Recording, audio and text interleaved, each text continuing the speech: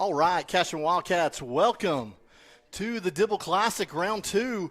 Cashion Wildcats against the Sterling Tigers. We are warming up. We're about to get set. I'm going to make some camera adjustments just a little bit. There's a little bit of sun coming right at us, so you'll have to deal with that little bit of glare right there, but it's better than being out in the wind and the elements, as I know that's affecting everybody on this side of the state for sure. So if you will hold tight, I will put on some commercials. We'll adjust the camera just a little bit, and I'll try to go get some lineups, and looks like we'll get started here in about 10 minutes. So hang tight, and we'll be ready for some Cashion Wildcat baseball.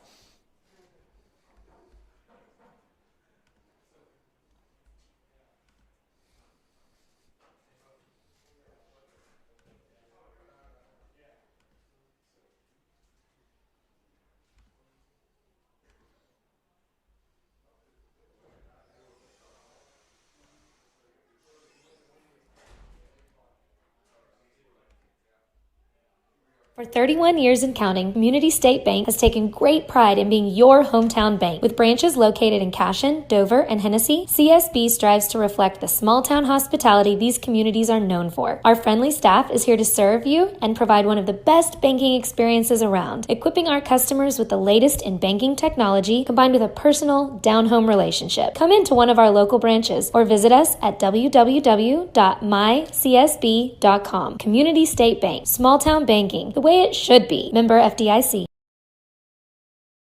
Support your school's booster club and get your business in front of thousands of potential customers. Talk about a win-win. Advertising packages start on this streaming station for less than $10 a game. Call 405-726-0835 or email adam@squirtle.com right now for more information.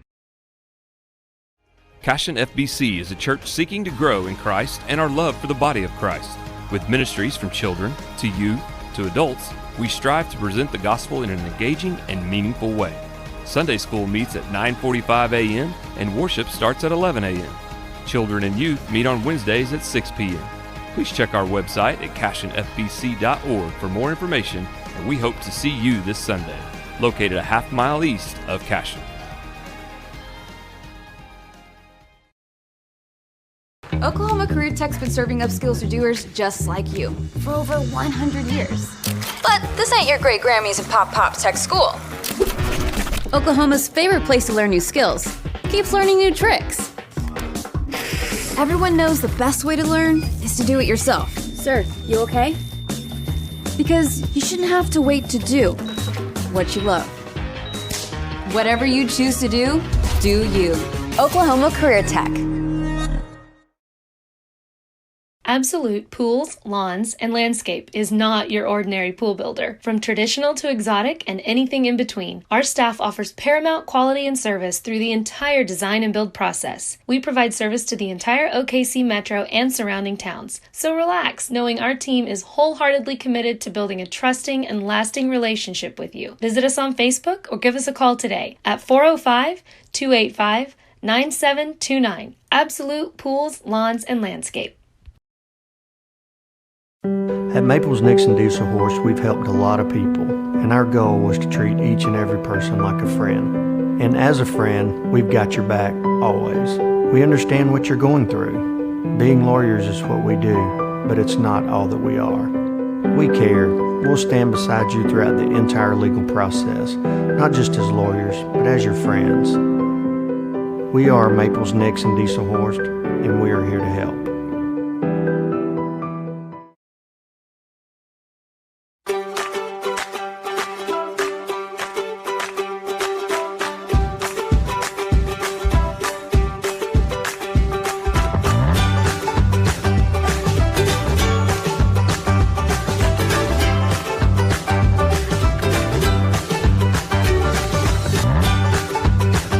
Stream with Oklahoma's #1 high school streaming service, Squirtle.tv.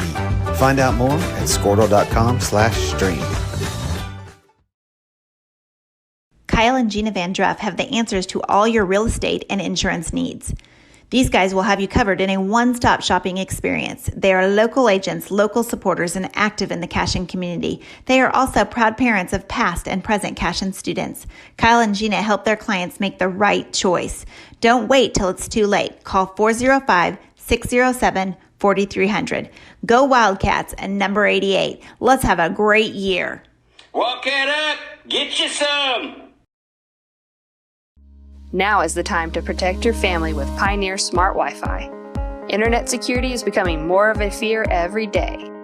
Protect your family against malware, viruses, intrusions, cyber attacks, and more. Modern internet deserves modern security. Get the best of both worlds with Pioneer in-home Wi-Fi and the Smart Wi-Fi app. Download the Pioneer Smart Wi-Fi app today or visit gopioneer.com for more information. Dr. Matt Dieselhorst at Dieselhorst Sports and Orthopedics can help you get game day ready. Dr. Dieselhorst works with athletes of all ages, taking a coordinated approach to accelerate return to play and maximize athletic performance. His work with pros in sports training, injury prevention, bracing, functional rehabilitation, and imaging works seamlessly with his medical and surgical expertise. Get started by going to Dieselhorst Sports and Orthopedics. Let Dr. Matt Dieselhorst get you back on the field, backing all Oklahoma athletes on the field and off.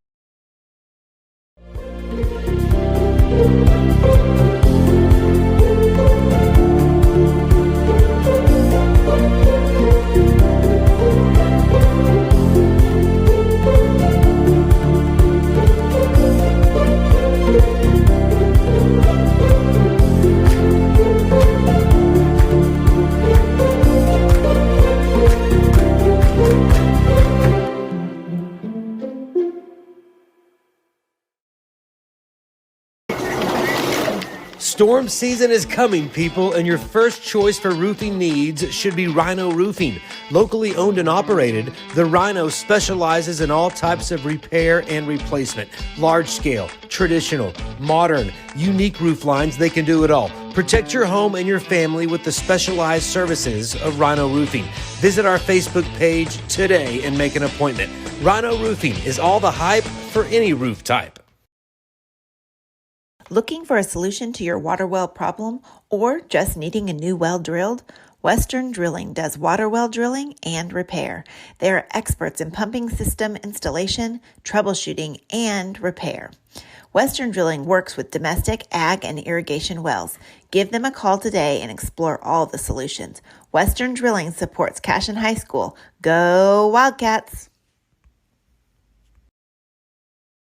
Legacy Insurance and Financial Services is proud to be on Main Street in Cashion, Oklahoma, supporting our Wildcats while writing business throughout Oklahoma and surrounding states. Legacy agents who share over 40 years of experience will shop many carriers to fulfill all of your insurance and investment needs. We welcome face-to-face meetings, but if your needs require an online virtual relationship, we are versed at those too. Let the team of Chris Gibson, Chris Cochran, Aaron Phoenix, and Christina Branson at Legacy Insurance and Financial Services help you build your own legacy, one you will be proud to live and to leave.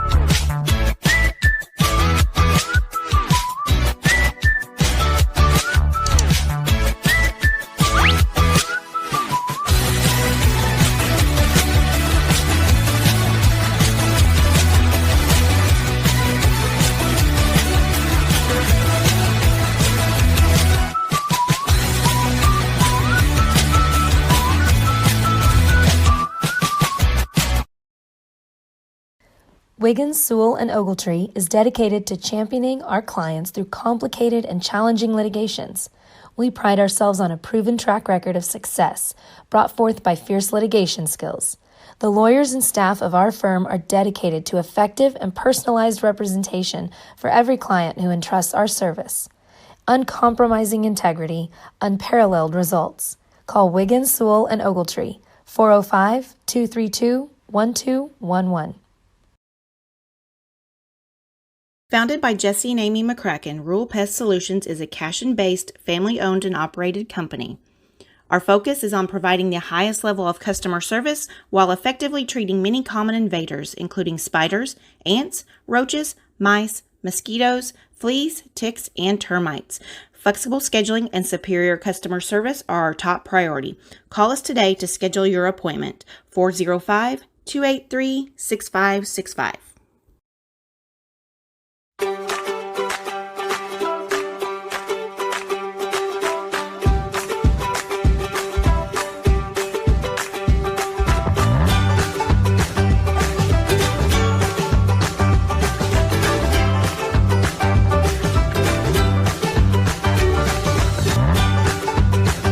Stream with Oklahoma's #1 high school streaming service, Squirtle.tv.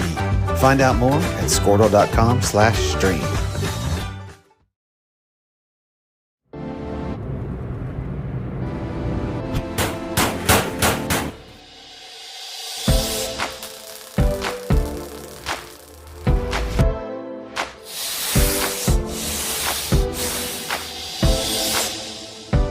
I'm Todd Miller, and this is Grain and Grange. Still the coolest furniture store you've never heard of. Come see us.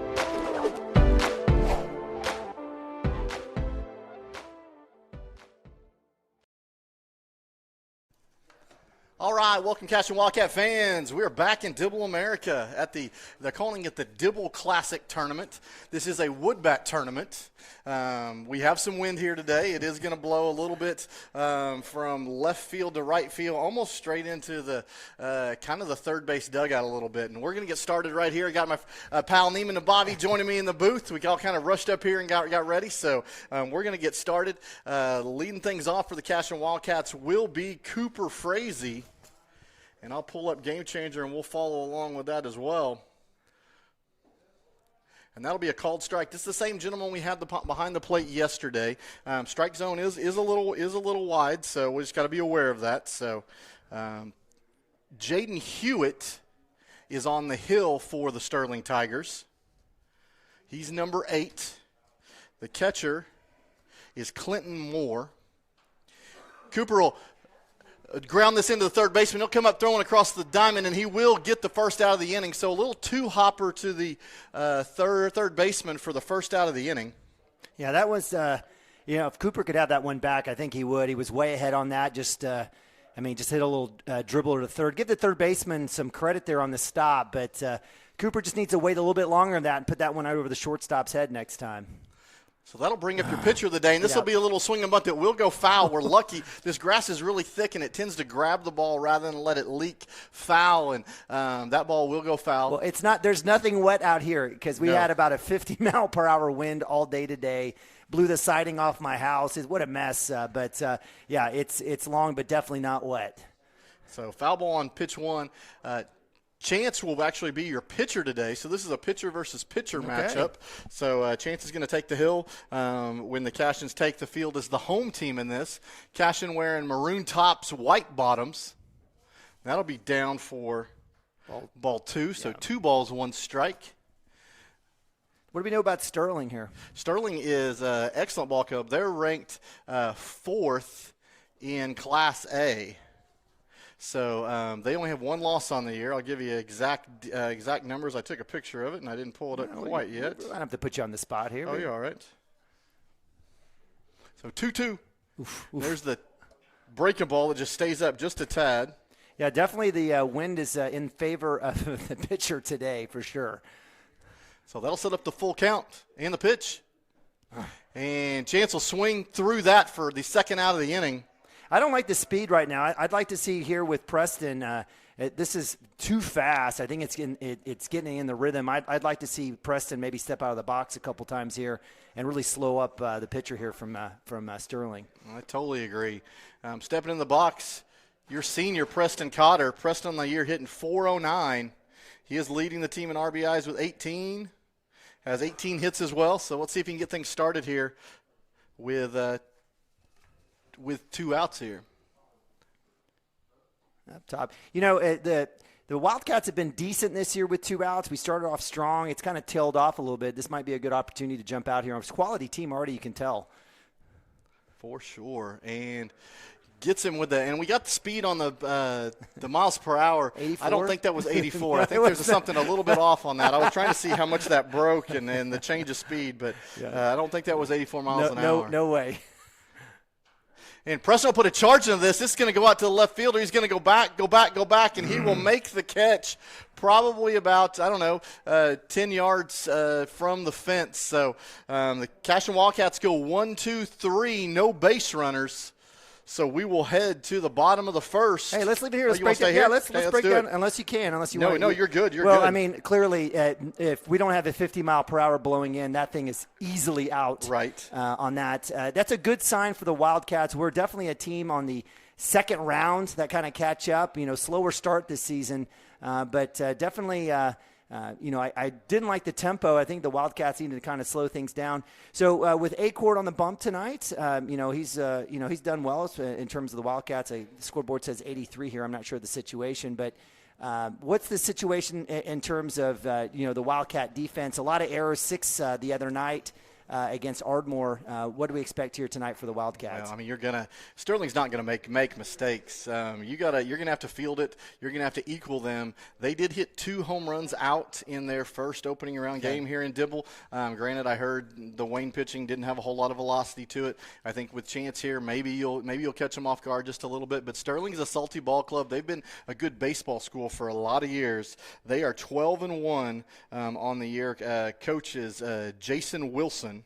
Their one loss on the year coming to Canute, who is number 2 in Class A, and that was a 4-2 ball game. But they've played common opponents that you'll see. They played Lindsay, won 10-0. We saw Lindsay on Monday. They have played Ampo and beat them in the Ampo tournament last weekend. So quality ball club as we get started here in the bottom of the first. So stepping in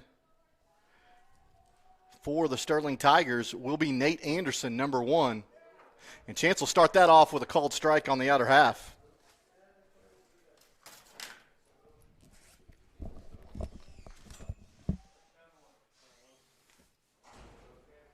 So, and the batter will ask for time. We are up in they're building a new press box here in Dibble, so we're in an unfinished press box on the upper floor. It's a little toasty in here, so there'll be a little dribble. Chance will go up and make that play at first base, or at pitchers, and he'll throw to first base for the first out of the inning. So a little 1-3 put out there. So Chance helping his cause there with the glove. And that'll bring up number 12, Tyler Pierce. Give you a defensive alignment. Chance is on the hill. Barrick Wano is behind the plate today. That'll be a ball just a little bit up. You have Preston Cotter at third, Cooper Frazee at short, Brody Nichols at second, Derek Shaline at first. And we'll see pitch 2 here. That'll be up just a tad, too. So in the same spot. In the outfield, you have Carson Gump in left field, Max Higdon in center field, and Hunter Gibson sitting in right field. Nathan Nabavi will be your DH today. He is going to be hitting for Barrick Wano. He's going to be hitting for Max Higdon. I apologize. And the 2-1. This will be a little dribbler back to Chance as well, and he'll go over there and shovel it to Derek Shaline at first base. So, once again, 1-3 put out. And that'll bring up number 9, Clinton Moore. So, Chance so far, 2 batters, 2 outs. Wind blowing in, almost straight into home plate. There's a great pitch down central there. Wind blowing into home plate a little bit towards the third base dugout, so it gives you kind of a visualization there. There'll be a ground ball to go out to Brody Nichols. He'll field it. He'll throw to first, and they get the 3 ground balls, gets 3 outs, and 1, 2, 3 for the Sterling Tigers. And that will send us to the top of the second, still 0-0 on the scoreboard. Neiman, what do you see so far? Not a whole lot of hitting. So, right. I noticed we had dribblers on the Cashion side and had that nice hit by Preston. But certainly a feel-out process. And, when you've got someone like Chance Acord, who probably has the strongest arm on the team, based on the mound, it'll be a situation where I think it favors the Wildcats, wind blowing in, and we've seen that already here thus far. So I don't know. I just, for me, for the Wildcats on a day like this, errors seem to kind of be heightened anyway with the wind like it is. I am not sold on the Cashion defense over the last few weeks, so I'm going to have to wait and see. But got some routine, easy plays, little league plays here for Acord on a couple of 1-3s and Brody to finish out the inning. I do want to see the Wildcats. Again, I don't necessarily see Hewitt overpowering the Wildcats. He's got a good breaking ball, so right. I think sitting back and thinking right center on just about every pitch, I think is a good play. So we'll see if they can make the adjustments with the 9 that are hitting today. Not good. Cashion was told when they came over here that they were going to see the ace of the staff for the Sterling team. That is not the case. As the kids say, this is not their dude. Okay.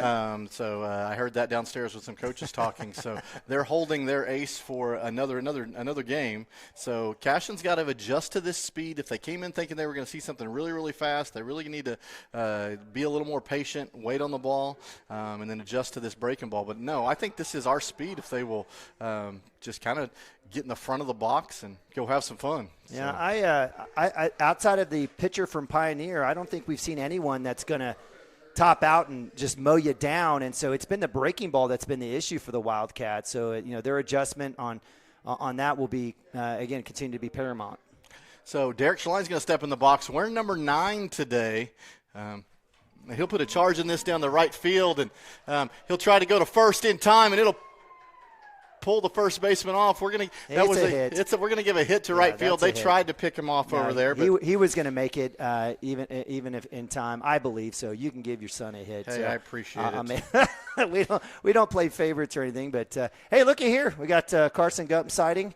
I've really enjoyed seeing Carson kind of work up the lineup, and he had a pretty good day against Ardmore, did he not? He did. He got on a couple times. I just thought he had real patient at bats. Carson's really pulled his batting average up, hitting .240 on the year, .429 on base percentage. He knows that's a big deal to Mounts, so he's really tried to get on base as much as he can. He's been patient and just letting the game come to him. So you got a pinch runner too as well. Looks like Braden Stemke out at first base. Thank you. So we kind of closed off as far as the window goes, and Neima's going to help me. Sort of. Help me a little bit. I sort of have an angle if I don't get a permanent tan here. There you go. 1-0. 1-0 is the count on. And he'll show bunt and bunt through it.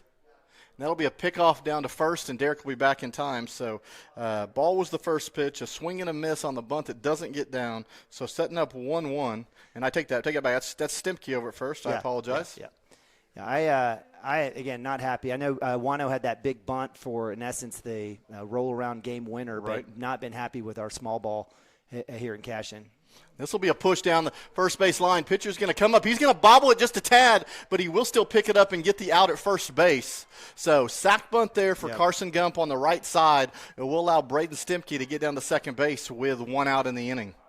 Well, here maybe it was a double jinx there. It hung up, and yeah, we saw a little bit of slippage against Ardmore as well. Both pitchers slipping, trying to grab some bunts as well. That probably won't be the case here with no rain and that 800-mile-per-hour wind. Right. Oof. So this Hunter Gibson steps in the box, and he's not in there very long, and he gets hit by pitch. So that'll put runners at first and second. What's that number? Man. What's that number for Hunter? Let's see. I know it's up there. It may be double digits. hit by pitch for Hunter Gibson. Man, if I believe this says it's 0. No, that can't be impossible. Right. That can't be right. Maybe it is, but we'll have to go look. So I'll have to double check that. So this will bring up Brody Nichols. He'll swing through the first pitch. So let me get my game changer right. Hit by pitch, and Brody will swing through the first one. They do try to throw down to second base, but Braden Stemke back easily. And the 0-1. That'll run inside as well. I'm sure you heard a wear it sign outside there somewhere. So 1-1.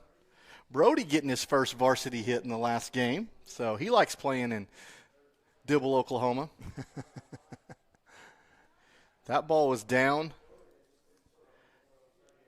Excellent job by the catcher of Sterling, popping out and making sure runners don't move on that. So that's...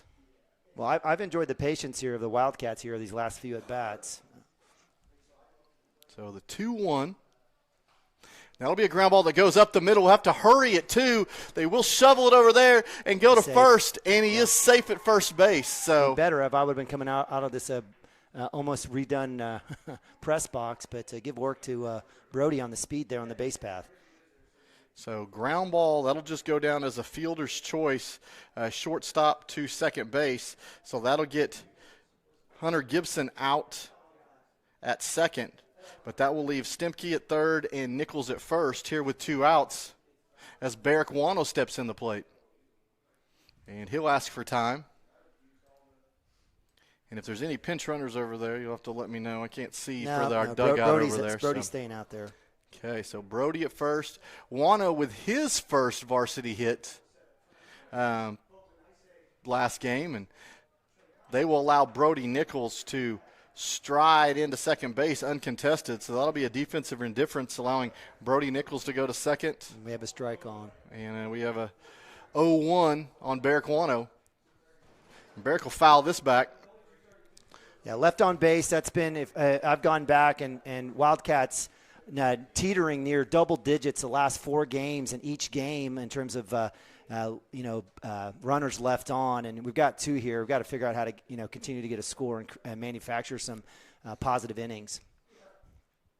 And here's the 0-2. And that'll be a foul ball that'll go back to the backstop. So if you're Barrick in that situation, do you start running anyways? Oh, for sure. I almost swing through that and just try to get a free count for the next see what happens. Right. And see what kind of throw you might get or whatever, but see if the umpire's paying attention. So 0-2, you really got to be patient. I almost like them in the front of the box here rather than letting the ball break. And that'll be outside. I totally agree with you on that situation. I don't know if that's something that Coach Mounts can do, but to help out Wano, but I think that this particular pitcher, Hewitt's going to be living off that breaking ball for the rest of the game. For sure. I expect to see this ball away here. And Barrick will foul that off to the right side. So seeing a good at-bat here, seeing a lot of pitches, 1-2 on the count. So eventually he'll climb back even, hopefully. Yeah, wood bats and 30-mile-per-hour winds in your face, not a great combination, but oof. There's a breaking ball that stays upstairs. Barrick with his back foot on the chalk back here. So, like I said, love to see him a little bit closer. I know he's wanting to see it travel as long as he can, but this one's waiting a long time. And there'll be a drive out to center field, but the center fielder literally does not have to move. And he will make this catch. Good wood on it, but just hit it right to the center fielder. So that'll wrap things up in the top of the second.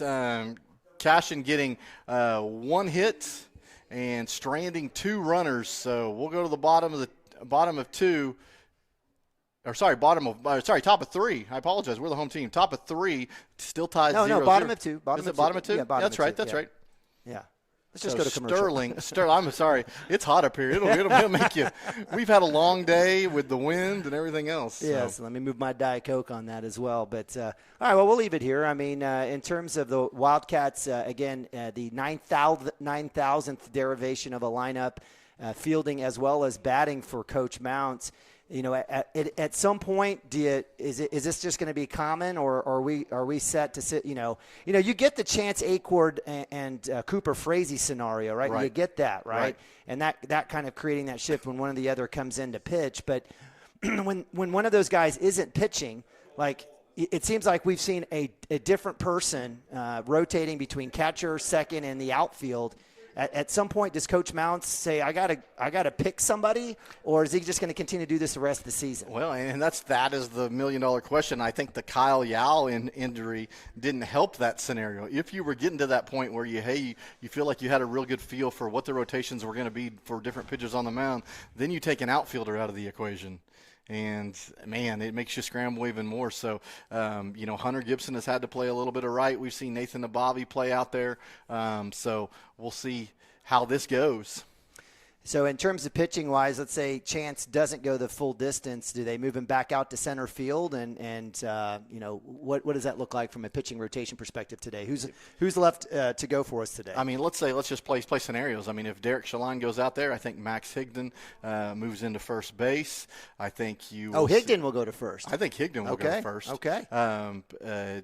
So, because he's already your flex right now. Okay. But unless you want to put Ryder Likens in, and I didn't know if he was here or if he was with the JV. He may be with the JV. I think it just that part of it throws some dynamics in there too. Some guys you would normally use. So that'll bring up the pitcher Hewitt to the plate for the Sterling Tigers, and he'll swing through strike one. We appreciate you joining us today. Is that a wood bat? Yeah, just barely. It's got enough tar and everything on it. It almost looks metal. It looks like one of those voodoo bats or something. Right. I think you definitely pick up on the ting when he hits it, hopefully. Absolutely. So we'll see here. 0-2. We'll see what Chance has to offer here. And the pitch. Ooh, and that's a ball that'll stay up near the head of Hewitt. So Jaden Hewitt threw 2 innings on the hill. Now he's in the batter's box for the 1-2, and that's on the outer half. That'll be strike 3, so a strikeout looking for Chance Acord. That'll be his first strikeout of the day. For Acord, that'll be strikeout number 21 on the year. So, did he get a K in that last at bat? I thought he had all 3 ground balls. That's right. That's right. It was 4-3. That's right. My bad. So, and then he lives out there again. He said, hey, I like where that placement is out there. I'll just go for it again. So, called strike on the outer half. We're asking for its consistency. We appreciate our umpires and our officials out there. This will be Riley Lyle up to bat for the Sterling Tigers. It seems like all we do is see orange and black or Tigers, it seems like these days. So, we had the Ardmore Tigers yesterday. So, the 1-1. Oh, excellent breaking ball. It's going to fall in for a strike. So, excellent pitch by Chance Acord. So setting up 1-2. See what he's got if he'll go back to the outside. And he won't. He'll have a little bit of a breaking ball with a sinking action there that'll get Lyles on the swing and the miss. So second strikeout of the inning, second strikeout of the game for Chance Acord. And that'll bring up number 20, Caden Gardner. Gardner, a big kid. That ball will be outside. In terms of the Tigers here from Sterling, have they been winning like a lot of close games, or they've been doing a lot of offense? They have a lot of double-digit runs scored. So, no, I mean, some of the competition's not always stellar, so you see a lot of 11-1, 10-0 stuff. Okay. But they have played the Canuts of the world, and they're not afraid to go play anybody for sure. They are based on the tournament board out there, they are the number 1 seed in this tournament. Okay. So they had Cashion as the number 4 seed. Oh, wow. Stonewall was the number 2. I went out and looked at they were 5 and 6 on the year, so I wasn't quite sure. Maybe we drew them out of a hat. I don't know. Maybe these guys maybe do the same things of drawing out of the hat. We'll just go with that. I like what you said there. Keep me from saying something else, but especially these fine folks here in Dibble, hosting us and allowing us to come up here to the second floor. Not used, but definitely welcome. Right. Very welcomed. And that ball will be up, so that'll make this a full count here on Gardner. So the throwback to the pitcher will go past Chance Acord. Brody Nichols will come in and do a little housekeeping and throw it back to Chase. So here we go. Full count delivery here. And the pitch. This will be a ground ball. So come to Preston Cotter. He'll come over and field it. He'll throw to first base, and I can't tell. It got away. Yeah, it went under the glove of Derek, and I at this angle with literally the blazing hot sun in our face. I mean, I don't have sunglasses. I don't know how you want to score that, but it is an error to somebody. for that. And so I guess that'll be the first base runner here for the Tigers. And I'm going to have to undo that because I still had Braden Stemke in, so I'm going to go put Derek Schlein back in there and give him the error for that. So definitely an error, and we'll have a pass ball here off the glove of Wano, and so that'll be an easy stolen base there.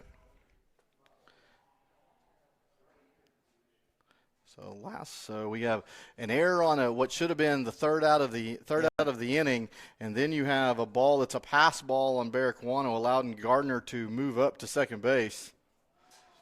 So, and there'll be ball 2. So what was looking in perfect control, now you're runner at second base sitting 2-0 on the batter. So this brings up number 16, Alec J. And the pitch, that'll be down central. Yeah, good pitch there, good speed, good control. Again, Alec J, bigger frame kid here, right-hander, probably used to setting some stuff over the wall. For sure. And this will be a ground ball. This will go to Derek Schlein. He will glove that, and he will step on first base for the third out of the inning. So as much as we had the error with 2 outs, nobody hurt there.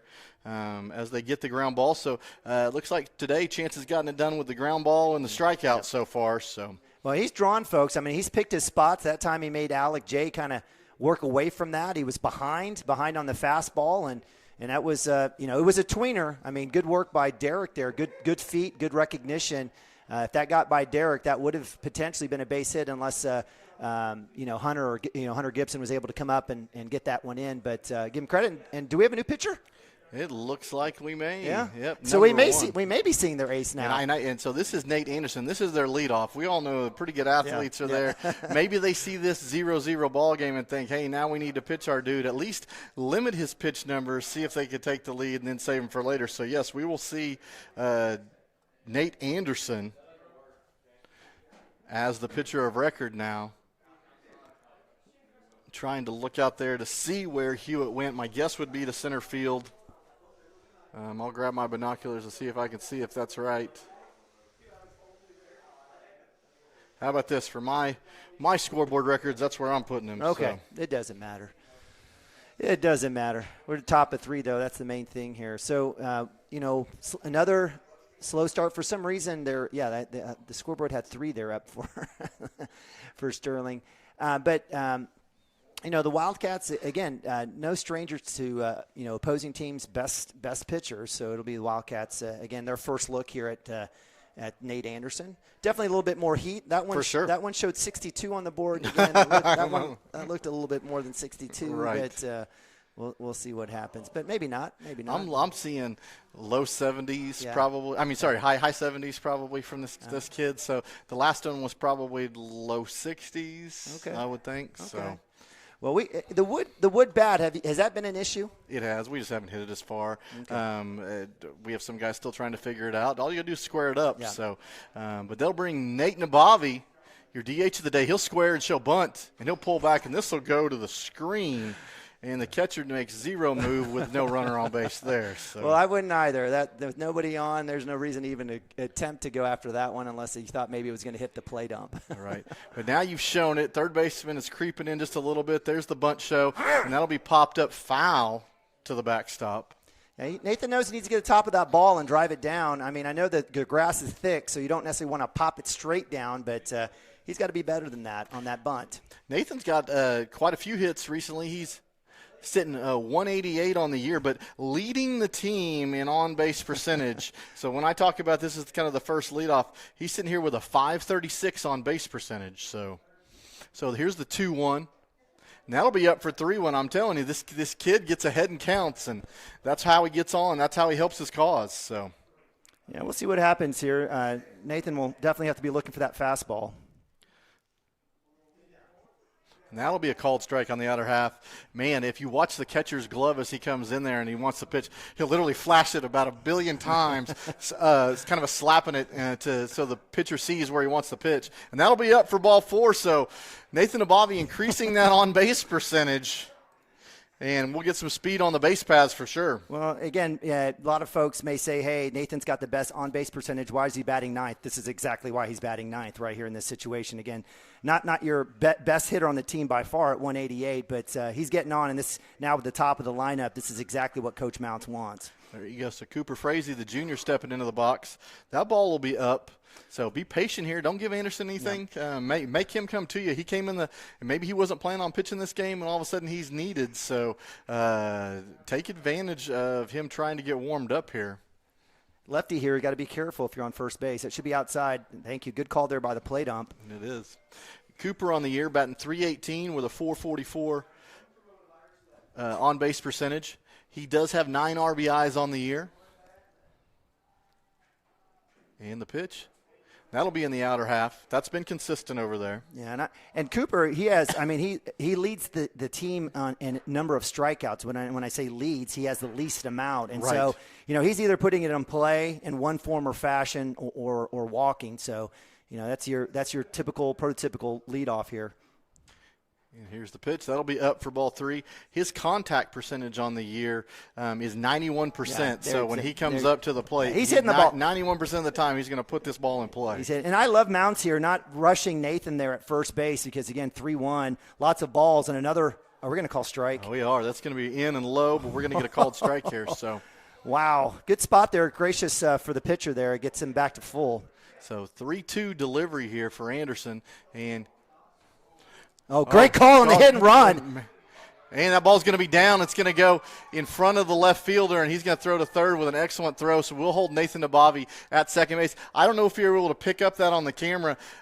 Cooper wanted time. He put his hand up to ask for time, realized he wasn't going to get it, put his hand back on the bat, and then just ropes a line drive to left center. That's the best hit by far of the day, and it was an absolute murder with a wood bat into left center.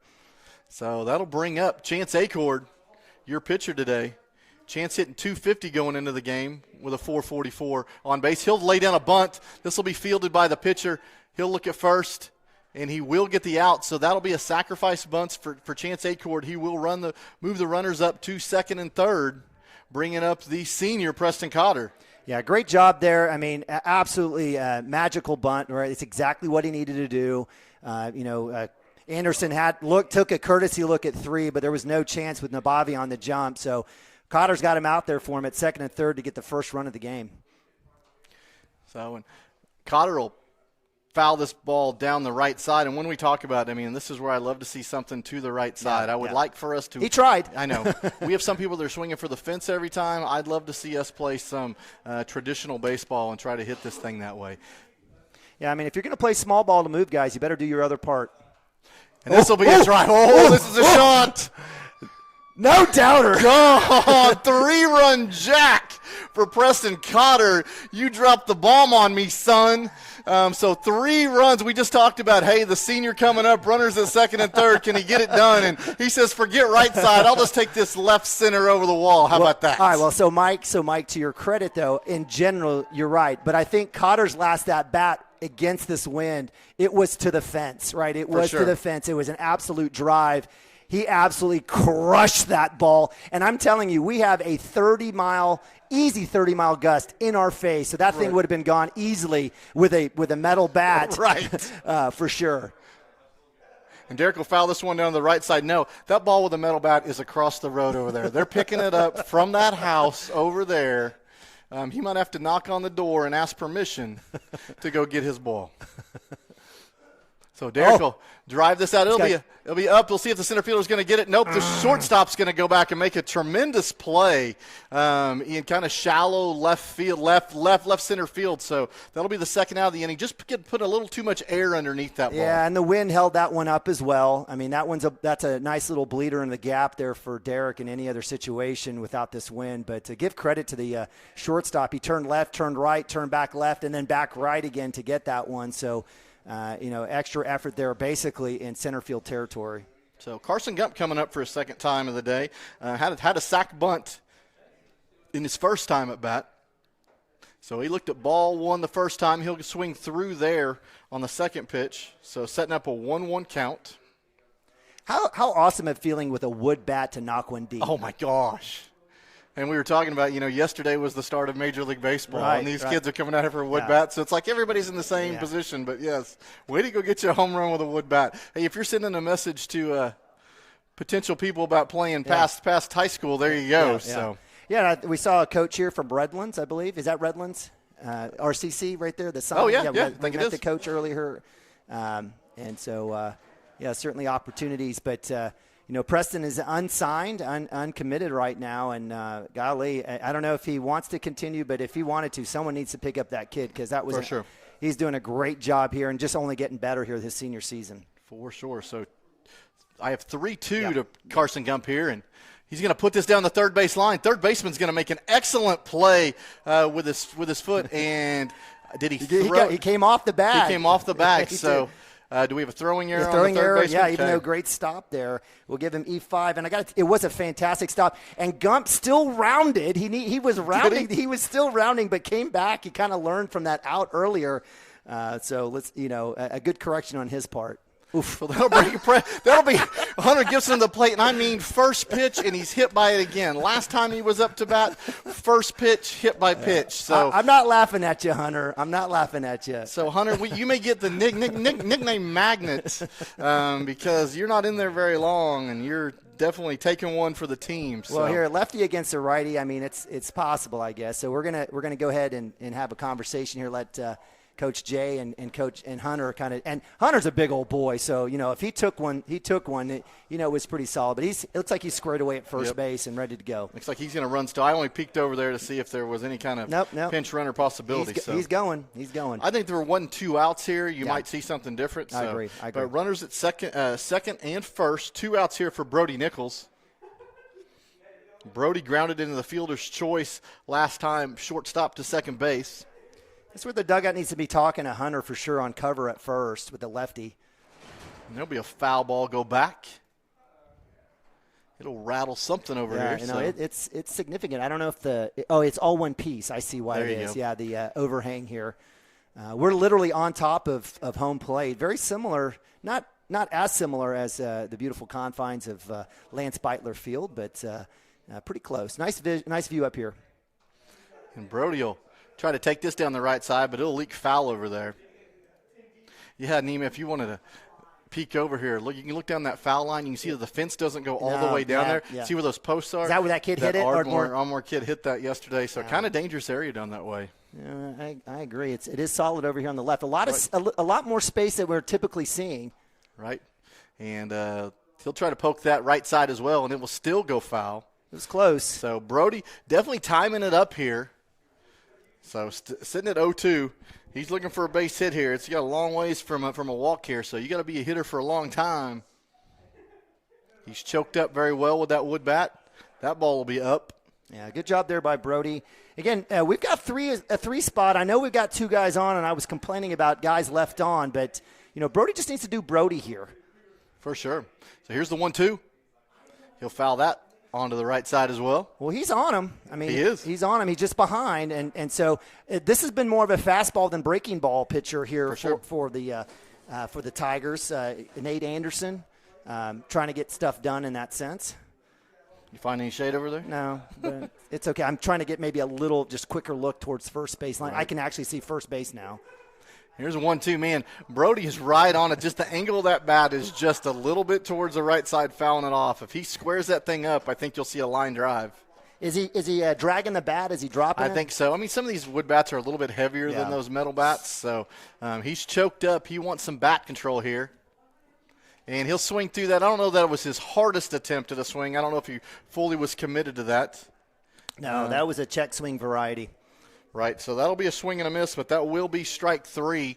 But, hey, Cashion Wildcats scored 3 runs, which is that's the most production in inning we've had so far since we've been at Dibble, so we'll take it. Preston Cotter with the 3-run jack. That was just a monster mash, but we appreciate getting led off with Nate Nabavi there getting on first base and setting the table with 2 runners. So let's get a timeout quick. You want to maybe take a breath? Let's do it. At Water Heater Man, we specialize in repairing and replacing all water heaters. We service the OKC Metro and surrounding towns with fast, reliable service. We keep our vans fully stocked with essential parts needed for basic repairs, and new tanks are always on the vans ready to go. We offer free estimates on all jobs with financing options available. We match manufacturer's warranty for all newly replaced water heaters. We'll get your water heater back up and running as fast as possible so you don't have to put your life on hold waiting for service. Give us a call today, 405-844-TANK. That's 405-844-8265. Go Wildcats! Presenting Regato Ranch, located within the Cashion School District and offering homebuyers the experience of small-town charm with the modern world of shopping, dining, and healthcare just minutes away. Situated east of Highway 74, Regato Ranch boasts 1-acre home sites with privacy and ample space to retire or raise a family. To build your next home from the ground up or to inquire about new properties currently for sale, contact Brandon or Shannon Cotter with Iron Creek Homes and C7 Realty. Come find your forever home at Regato Ranch. And go Wildcats! For 31 years. Ridiculous. Oh, we have... Oh, it's still Chance. No, and you're live. Oh, we're live. Hey, sorry. Sorry. That's what I was trying to tell you. I didn't know we were live. I was like, hey. It's all good. It's all good. It's real life. That's right. So, hey, Chance Acord back on the hill for the third inning. Stepping in will be the 8-hole hitter for the Sterling Tigers. This will be number 6, Tucker Hughes.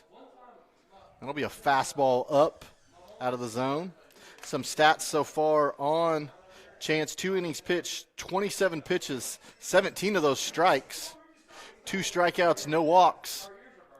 So that'll be upstairs for ball 2. Well, Tucker Hughes spelled Tukkker.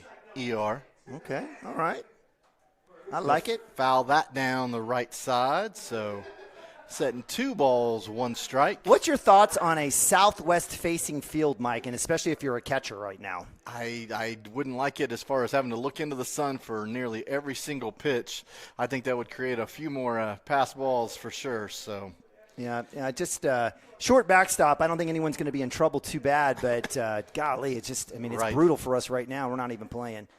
And that'll be upstairs for ball 4. So that'll be a leadoff walk here in the bottom of the third for the Sterling Tigers. Chancel asked for a new ball. He didn't like that. So that'll bring up number 10, Max Puccio.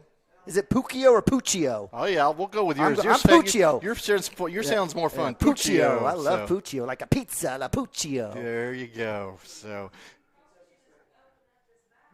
and we'll I got to see bunt here. Maybe not. That ball be outside. I think he was more of a pitch out to see if the runner would take off there. So, well, let's see. Outfield playing pretty square up regardless of the center's in a little bit for the wood bat. So. Well, and the flag has all of a sudden died. It has, really. So, and that'll be fouled down the right side. So, setting up 1-1. Yeah, Again, I'm not here to beef on anybody or any other team, but, again, I'm not sure if Sterling has seen anyone like Chance Acord this year. Right. A lot of dribblers and hits towards right field or the right side. I mean, the fact it just surprised me. If their dude pitched against Lindsay to hold that solid, who's hit solid against us on Monday to no runs, I've got to think, man, is this Nate Anderson it? I would think they see themselves down 3-0. They want to get on top of it, but we'll see. So. Yeah. Well, it was Nate Anderson that gave up the 3-run home run. That's right. They were sitting 0-0 until he came in. Yeah, so maybe Hewitt goes back and goes, Coach, you should have left me in. Right, for sure. You don't trust me? So here's the 1-1. Pick off to first base and runners back. Anything in terms of Chance's pick move here, Mike? He hasn't gotten anyone yet this year, but he's been pretty close. He hasn't gotten anyone this year, but he also has only 3 people have stolen base on him all year long, and that's through. I take that back. Let me make sure. No one has stolen base on him. He has 2 caught stealings, and no one has stolen, and that's through 12 innings. Yeah. So he does an excellent job of actually holding runners on over there, even if he doesn't get them. Oh, got a chance! Oh, almost. Almost caught him sleeping. Nima's going to wish it into existence right here. I try. So. I do that. I have that kind of power. People don't believe it. So here's the 1-1, runner on first base, and the pitch. That'll be up, ball 2. So if you're joining us, this is the second round, still in the winner's side of the Dibble Classic Tournament in Dibble, America. Sterling, the number 1 seed in this tournament. Cashion, the number 4 seed. So winner of this game moves into the championship game tomorrow at 6 p.m.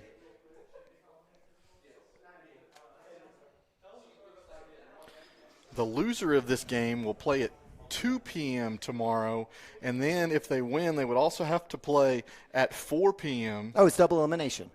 Sort of, kind of. When you get in the championship game, there's nothing after that. So Okay. that's a kind of more just to establish a third place. So if you lose earlier in the tournament, you can kind of battle through and still win third. My bad. So. My bad. My bad. So here's the 2-1. That's on the outer half, and that's an awesome pitch right there. Fantastic spot. He's hit that location. Let's see if he keeps doing it. And if he keeps doing it, they have to swing. That's an easy play there for Brody or Derek on the right side. For sure. Love to see you get a ground ball here to Cooper Frazee at shortstop. There'll be a pickoff move at first. Runner back. So lead off on the on-deck circle for the Sterling Tigers. But we'll see if we can get Puccio here in the pitch. This will be a ground ball. We got the ground ball.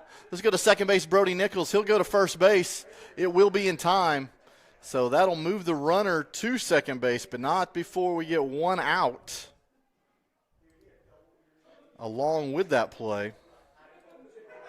So a little 4-3 put out.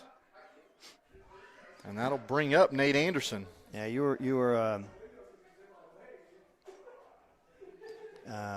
were wondering about that force out, that double play opportunity, and that's a shame that couldn't kind of get that a little bit more closer to Cooper Frazee on that one, and or Chance. I think Chance would have had a chance on a grounder to him as well. For sure.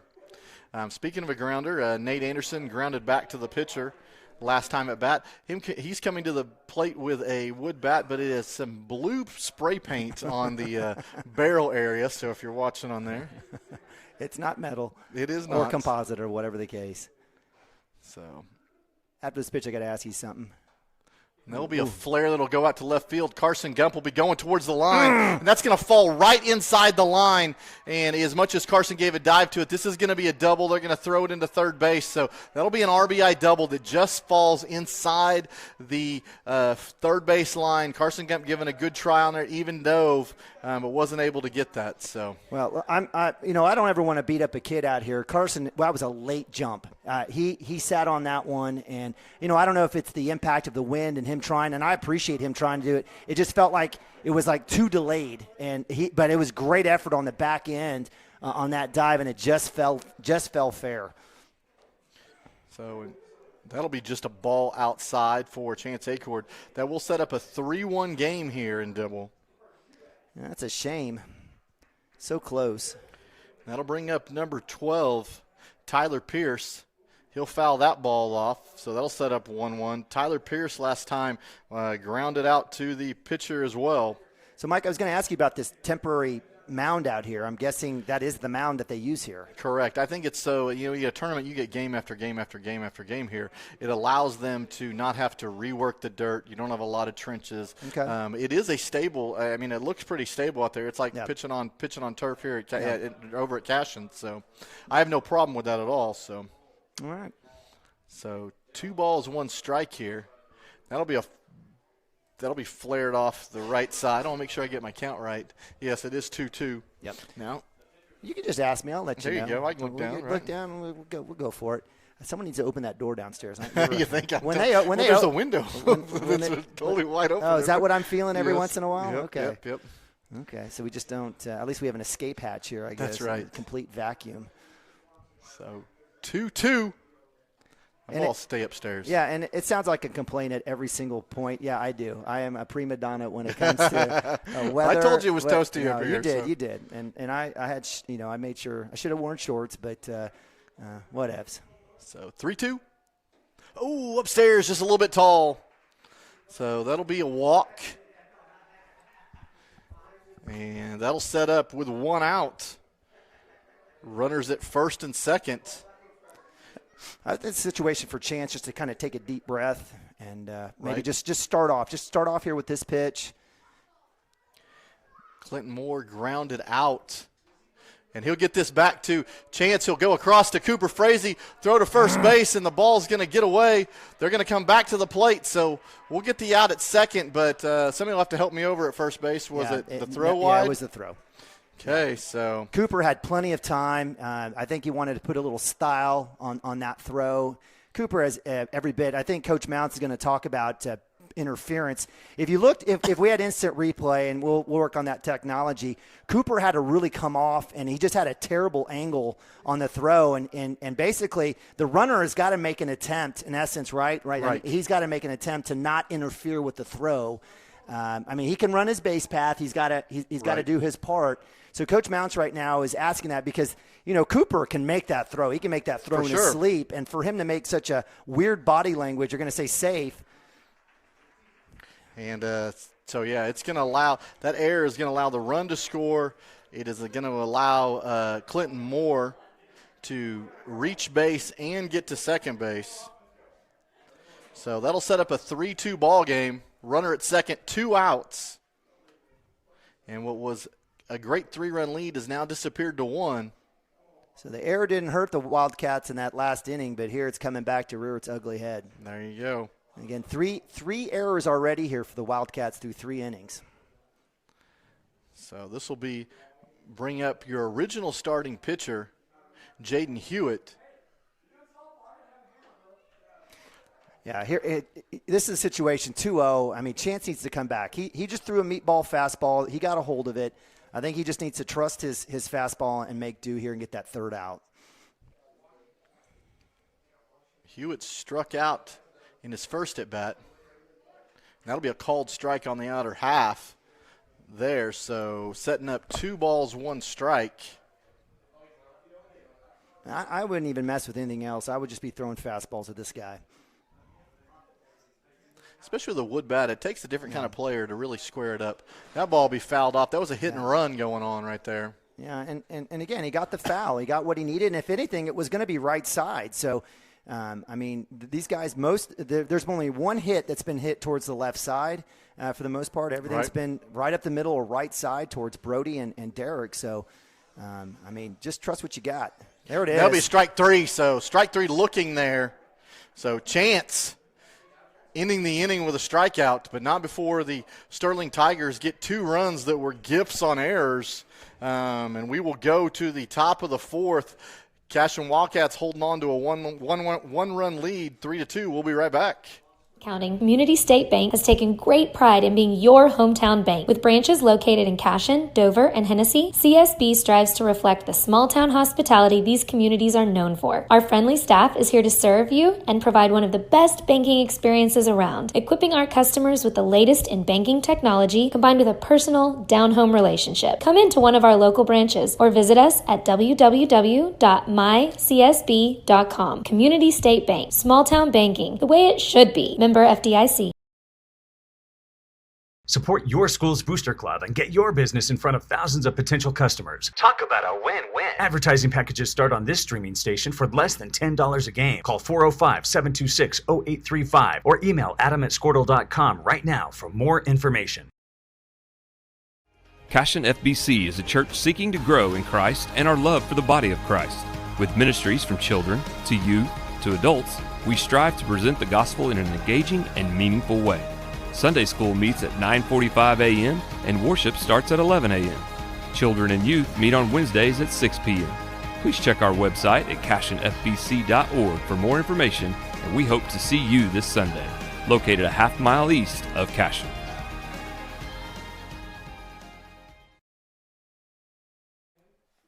All right, Cashion Wildcats, welcome back. Top of the 4th inning.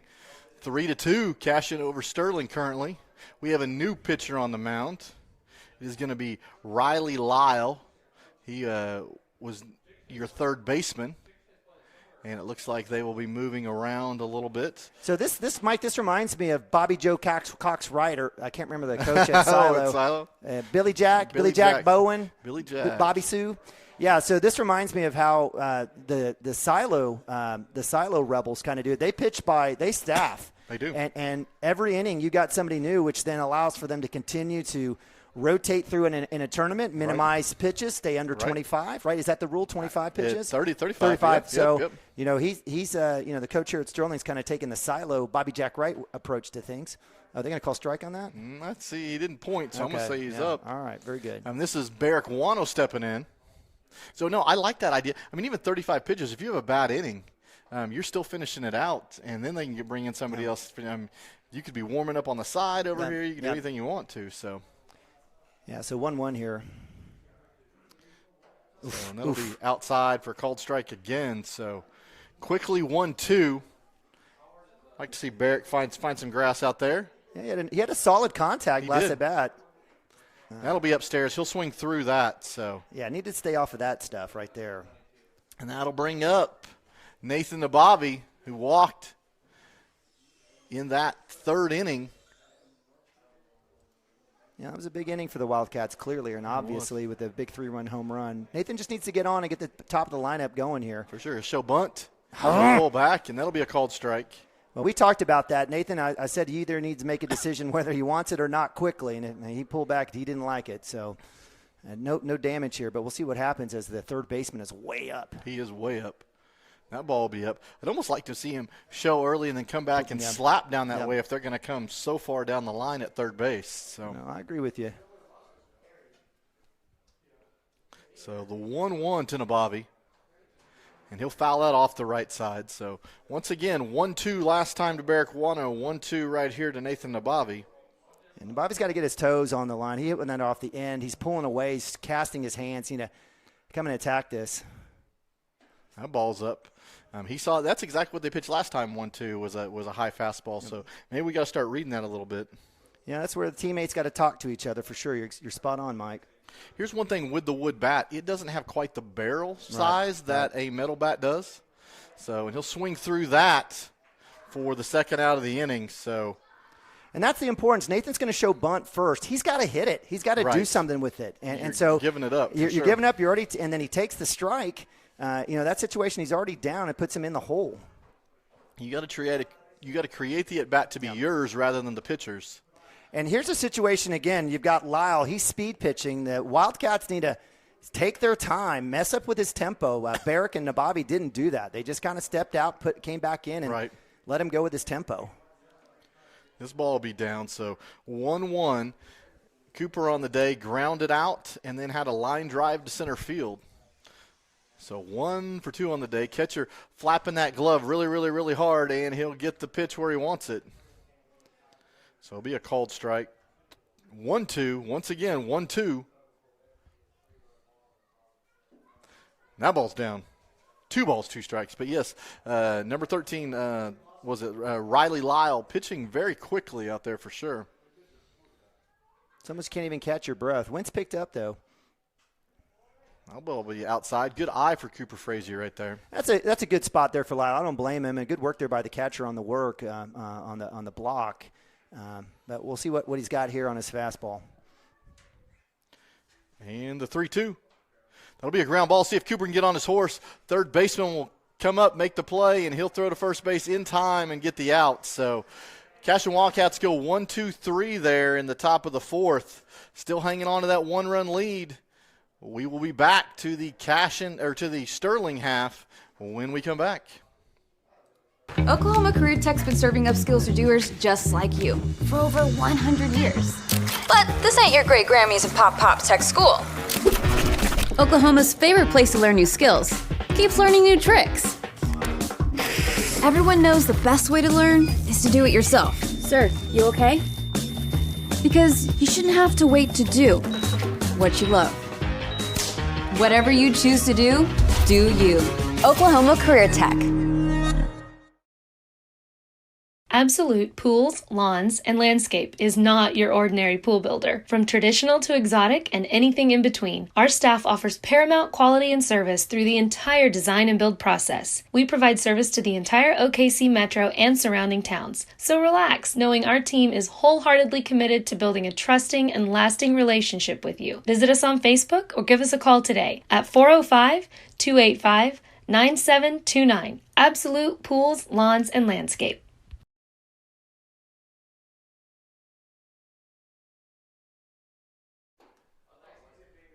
All right, welcome back, Cashion Wildcat fans.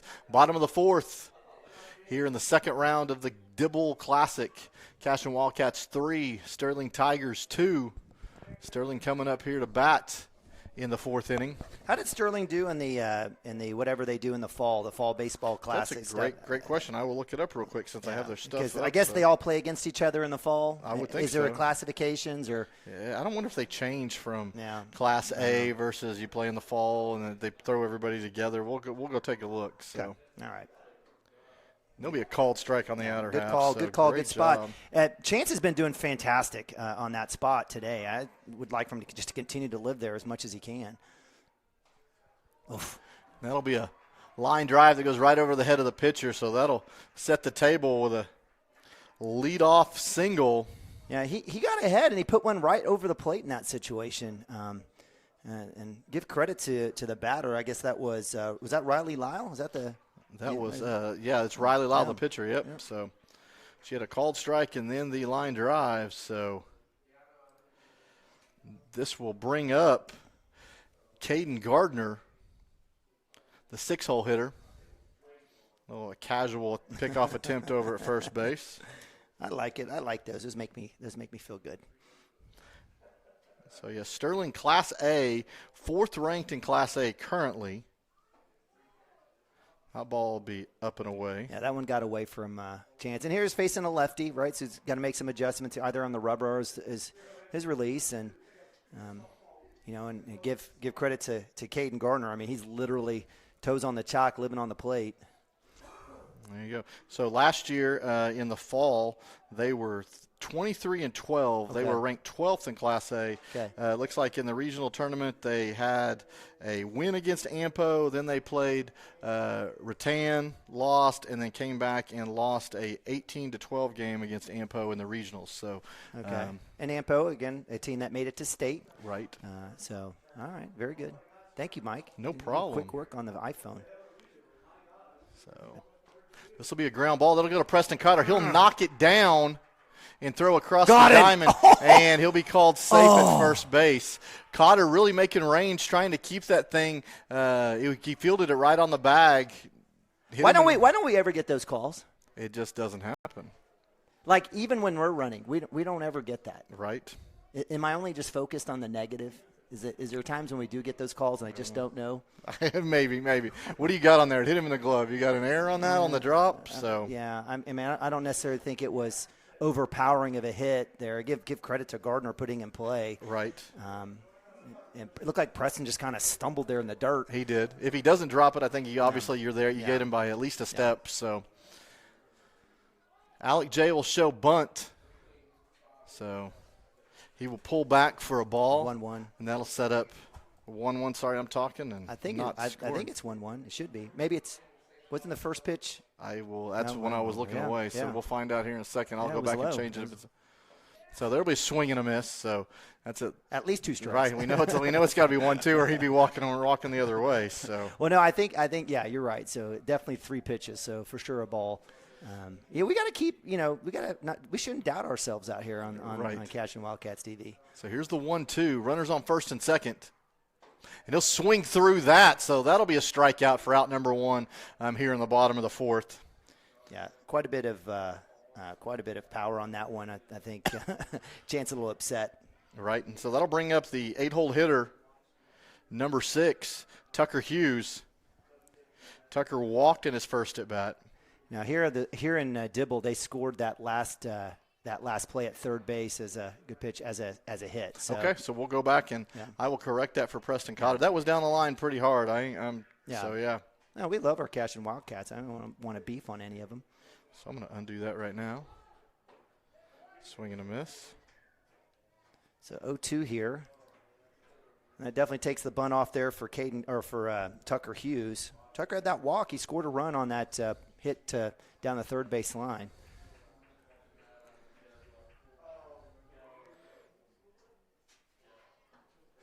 Off Wano's glove. I'm telling you, I swear, I think Wano may have just picked his eyes up a little bit because the base runner Lyle was kind of, it wasn't a hit and run, but was kind of moving. But that one was in and out of his glove. So that pass ball will allow the runners to move up to second and third. So it is still 1 ball, 2 strikes. And the pitch. Oh, there's a breaking ball that makes him weaken the knees and get a strikeout look in there.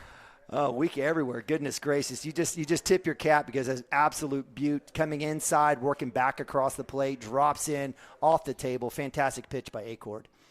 So that'll bring up Max Puccio.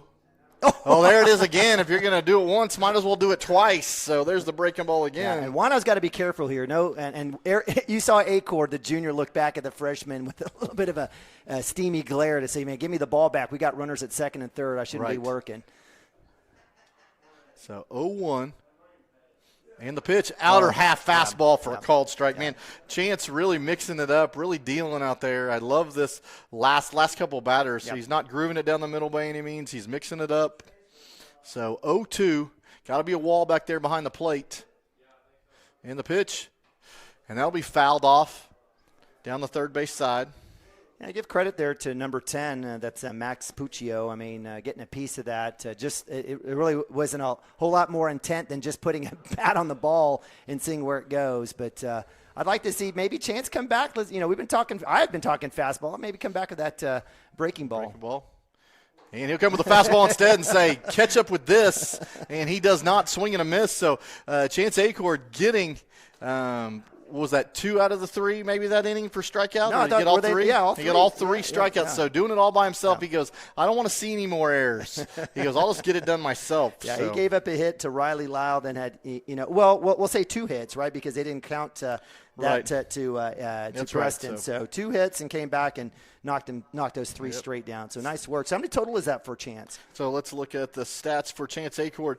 Through 4 innings, he's got 67 pitches, 41 of those strikes. He's given up 3 hits, 2 runs, 1 of those earned, has 2 strikes and 6 strikeouts. Well, I'm looking at the scoreboard. They have 2 hits listed for Dibble. So I don't know. Maybe they went back there. Well, they have 3 errors listed for the Wildcats. So maybe we'll just leave it up for us and not Dibble. But nonetheless, it's right now 2 hits for them against our 3 errors. Right, and I have 2 errors for us. So it may come down to the who knows. They may have made a change. Who knows? So all right.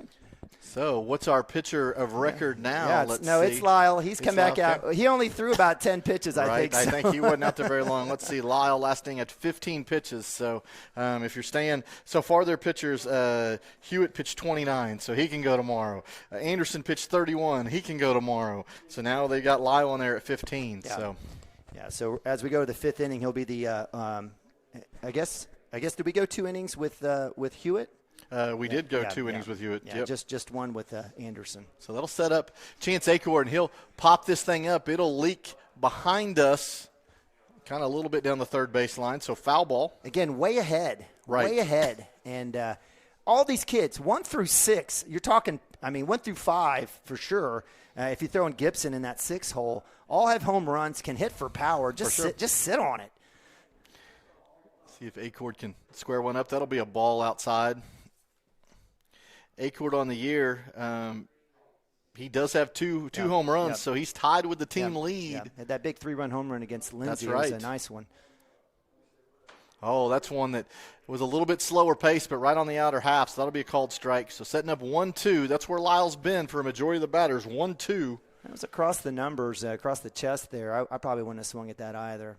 So here's the delivery, and that's outside. So far, I don't want to jinx us. So far, I've been pretty, pleased with the plate ump. He's been somewhat consistent. So you sound like you didn't like him yesterday. It was, I don't know. It was That one I thought was a little out, so that'll be a called strike.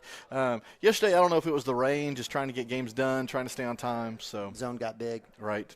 Okay. Or inconsistent, I should say. So that'll bring up one out, and Preston Cotter. Okay, well, I don't like him now. Okay. I don't like him after that call. Preston Cotter put a drive in it last time. He didn't mind that smaller barrel. He'll bring that, and he'll get way in front of this one, and he will drive it to the fence. Unfortunately, it's about 100 yards to the left. So, Mike, in any type of ball-hitting sport, whether it's baseball, tennis, softball, I mean, there's days where it looks like as big as a beach ball, right? Or you just feel like you're tuned in, and that's one of those days for Cotter here. I think he's definitely the last few games, even like going on probably the last 7-8 games, I think he's really found his eyesight for the baseball, really squaring it up. So that batting average is going up and up. So 1-1 here. Oof. And just keep your head down on that. Yeah. That was a breaking ball that he kind of pulled his head on. Yeah, and then that's the flip curse on everything, right? You've mashed 2 balls to left field, and now you're looking for that third one. For sure. And that flag has definitely died down a bunch in center field. And he'll put this to the right side. He'll slip a little bit in the box. Second baseman will get that and throw easily to 1 for the 4-3 putout.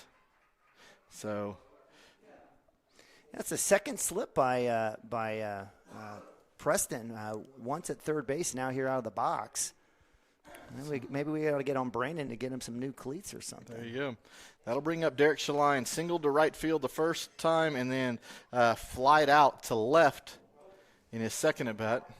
I'd love to get another insurance run here for the Wildcats. Oh, for sure. And certainly Derek, fantastic getting on base and running the bases. And a little 2-out rally, he would be fantastic. So 1-0. He should own the count here, right here. We'll see what happens. That'll be 2-0.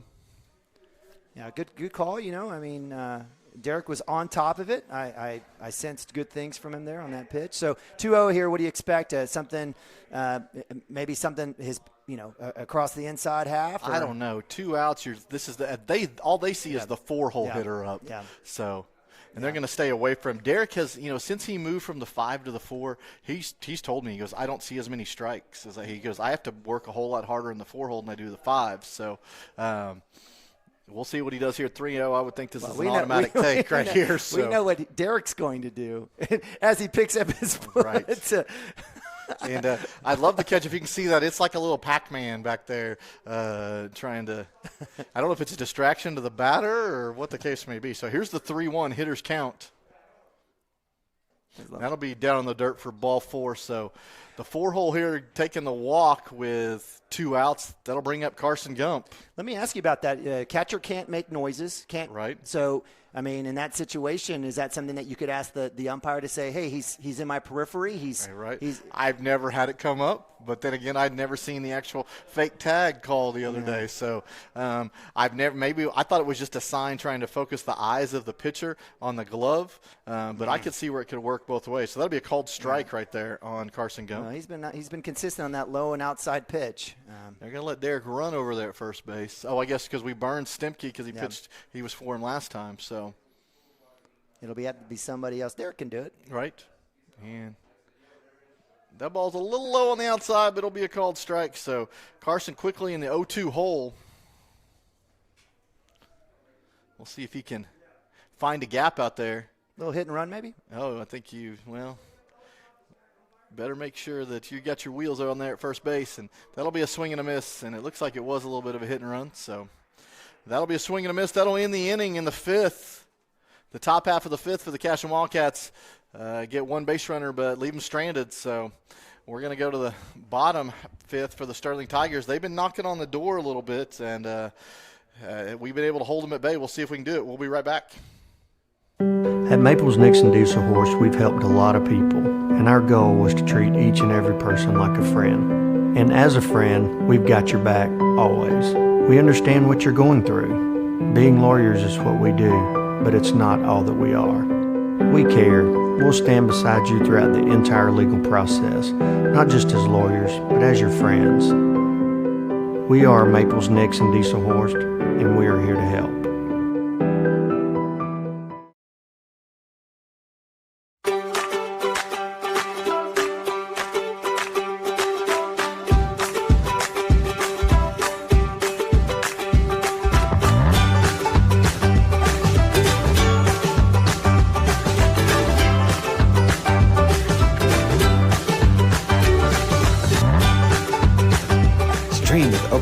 the #1 high school streaming service, Squirtle.tv. Find out more at Squirtle.com/stream. All right, Cashion Wildcats, welcome back. Bottom of the fifth, 3-2 Cashion Wildcats battling the Sterling Tigers. This will be #1 there, leadoff hitter. He'll ground back to Chance Acord for the second time this game, and he'll just shovel to Derek Shaline for the out there. So one pitch, one out. I kind of like that. Let's see if we can keep doing that 3 pitches here and get 3 outs. All right. And love to see the leadoff there. Yep. Takes wheels off the bases there. So that'll bring up number 12, Tyler Pierce. Pierce on the day grounded out to pitcher and walked. Well, and that's to let you know, I mean, the last 2 innings they've led off with a walk and a hit, so they've had base runners. Right. And again, they've gotten 2 runs in those last 2 innings. So 0-1. And a swing and a miss there. This is an important game. If you win this year in the championship game, if you lose this, you have no chance to make it back to the championship game. So everybody has everything to play for here. And there's a swing and a miss for another strikeout for Chance Acord. 4 pitches. 4 total. 4 pitches total this inning. That will be his 7th strikeout of the game. Only 2 walks. So sitting here in the 5th, he's only pitched, 71 pitches. So let's see if he can get started. That one's a little bit out and up. So with that in mind, if you're the Sterling coach, I mean, do you bring back your ace and Anderson? He only pitched was that his thinking in this? I guess unless if you worried that the bottom half of your lineup is coming up in the next 2 innings. Yeah. Do you burn a kid that can't pitch tomorrow? Because at some point it's all about wins and losses in the ranking side rather than the championship. Yeah. So I think I hold him out personally. But okay. That's why I asked you. Here's the pitch.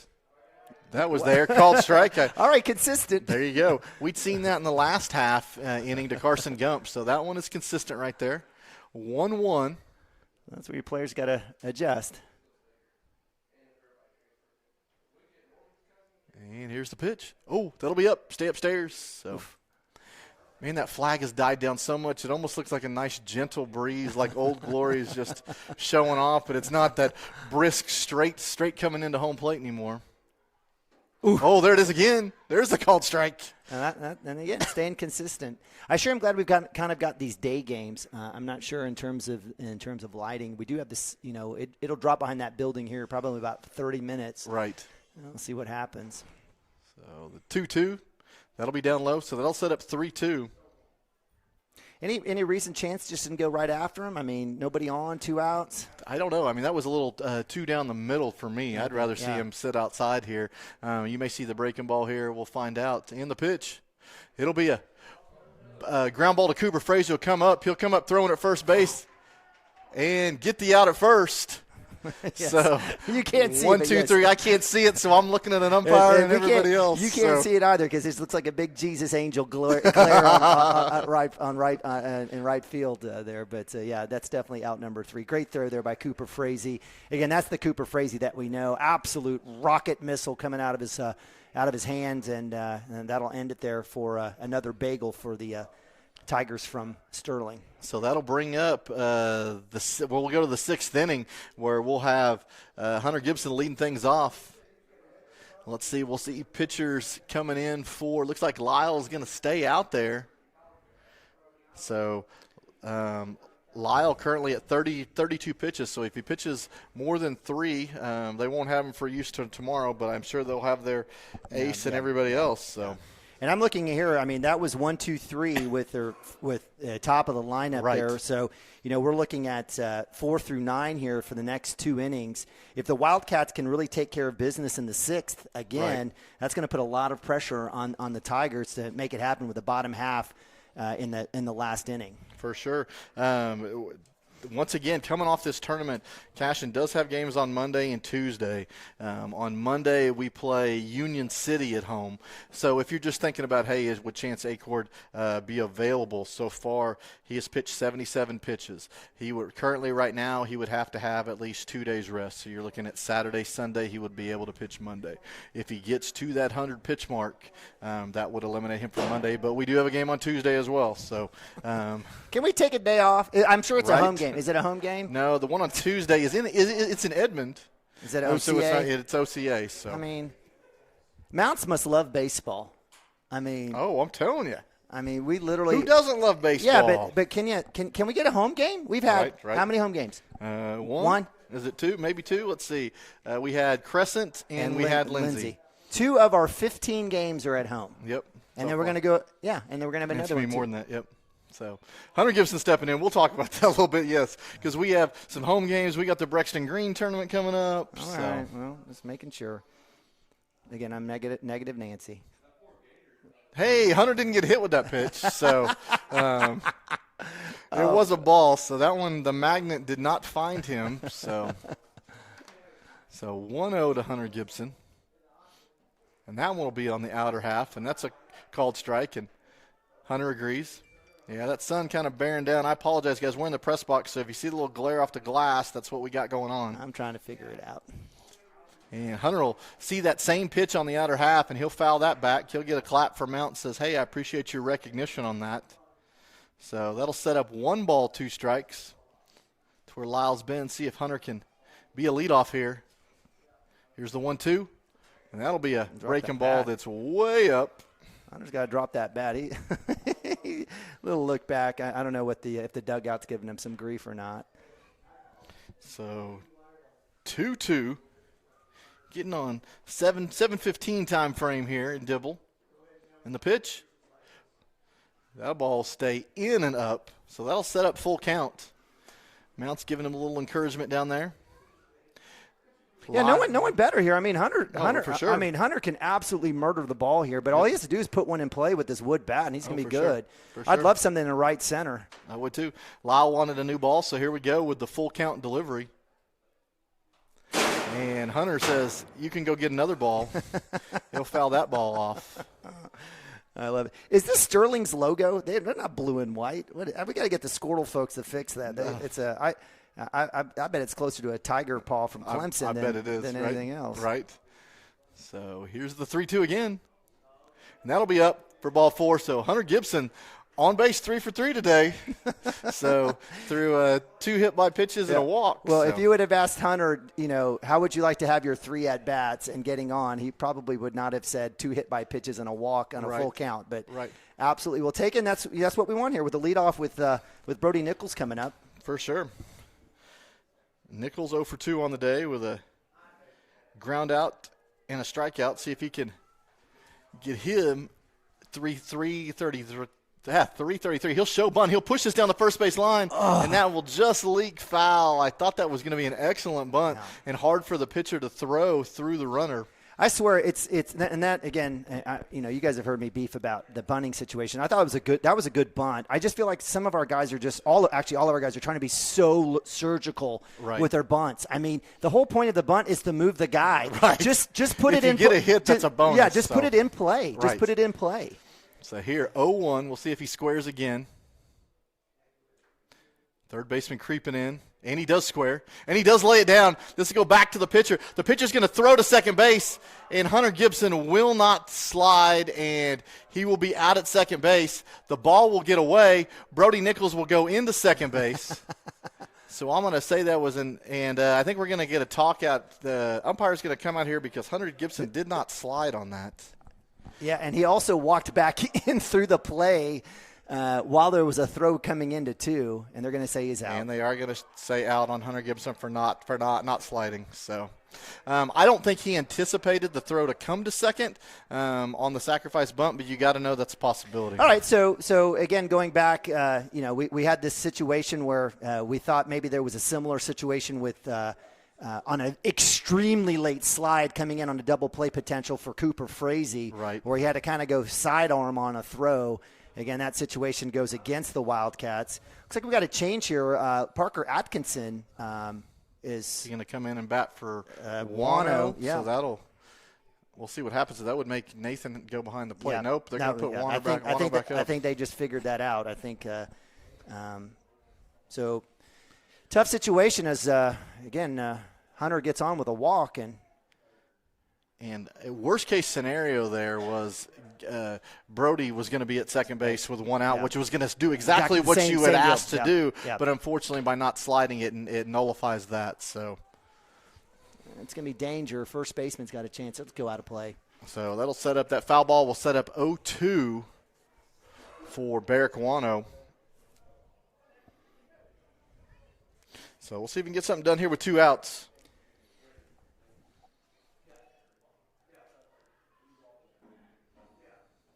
What I was trying to do was I liked the fact that 6, 7, I was hoping 8, 9 gets on whatever, so you guarantee that the top of the order comes up in the 7th inning. Yeah. So, and it still will. Yeah. So the 1-2, Barrick will throw this thing down the right field line. It'll go foul. So I remember his last at bat, he had a lot of stuff to the right side. We'll see if he can figure out the timing here. He's making contact. Right. He is using a different bat, it looks like, up there. They did tell me that a couple of these boys brought their own wood bats. The tournament does provide some, but I understand there's been some cracks. So literally both teams are having to borrow the tournament. The tournament bats. Well, Nathan said on his hit yesterday against Ardmore, that one that you charged it as a hit, that cracked the bat. He said that on that particular hit. It happens. So here's the 2-2. And that'll be up for ball 3. So Barracuano, I think, swung through that same pitch last at bat. So he's laying off it there. So setting up full count here, 2 outs. We'll see if he can get on base here. And there's in the outer half for a called strike 3. There was that Pac-Man move with the catcher's glove that he put it exactly where he wanted to put it. So Cashion Wildcats had base runners. They unfortunately, due to the running error, took those off the bag, and we do not score. We do not get a runner to second base. So we're going to the bottom of the 6th. Close game here in Dibble, 3-2. We'll be right back. Kyle and Gina Van Druff have the answers to all your real estate and insurance needs. These guys will have you covered in a one-stop shopping experience. They are local agents, local supporters, and active in the Cashion community. They are also proud parents of past and present Cashion students. Kyle and Gina help their clients make the right choice. Don't wait till it's too late. Call 405-607-4300. Go Wildcats and number 88. Let's have a great year. Walk it up. Get you some. Now is the time to protect your family with Pioneer Smart Wi-Fi. Internet security is becoming more of a fear every day. Protect your family against malware, viruses, intrusions, cyber attacks, and more. Modern internet deserves modern security. Get the best of both worlds with Pioneer in-home Wi-Fi and the Smart Wi-Fi app. Download the Pioneer Smart Wi-Fi app today or visit gopioneer.com for more information. Dr. Matt Dieselhorst at Dieselhorst Sports and Orthopedics can help you get game day ready. Dr. Dieselhorst works with athletes of all ages, taking a coordinated approach to accelerate return to play and maximize athletic performance. His work with pros in sports training, injury prevention, bracing, functional rehabilitation, and imaging works seamlessly with his medical and surgical expertise. Get started by going to Dieselhorst Sports and Orthopedics. Let Dr. Matt Dieselhorst get you back on the field, backing all Oklahoma athletes on the field and off. All right, Cashion Wildcats, bottom of the 6th. There's a 2-hour time limit, but I know we started at 6 o'clock. If they had the coaches meeting just before that, but we still got plenty of time in there, so we will play 7 innings in this one. But it is a close game, 3-run home run by Preston Cotter, and we needed every single one of those. But Chance Acort's done an excellent job on the hill, and he'll have it again here in the 6th inning, and he'll start things off with a called strike. Yeah, good call there. Good stuff coming right off first pitch. Again, next 6 outs are going to be extremely important defensively for the Wildcats. So that'll be foul ball back. So Chance starting out 0-2. This was number 8. Was Jaden Hewitt. He was your original starting pitcher in this game. He has since played center field. He's played some third base. So the original starting pitcher battle right here. Hewitt on the day. Struck out in both at bats. We'll see if we can make it 3 in a row. And that'll be it. And it'll be a drop by Barracuano, who will throw down to first base and get him. So that'll be strikeout, strikeout, strikeout for Mr. Hewitt. That was an outside setup by Wano, and the pitch came back inside and swung. It was swung on, was it not? I thought it was called in there. Okay, yes, it was called, so it was backwards. Just kind of a visually a mind-boggler right there. Right. And that'll bring up Riley Lyle. Oh, I thought that pitch had been there all day, and we get it called for low for a ball. Lyle, the current pitcher for Sterling, 1 for 2 on the day. Had a line drive to center field, went right over Chance's head last time. And there will be a pitch right there that is a called strike. Easy call on that one.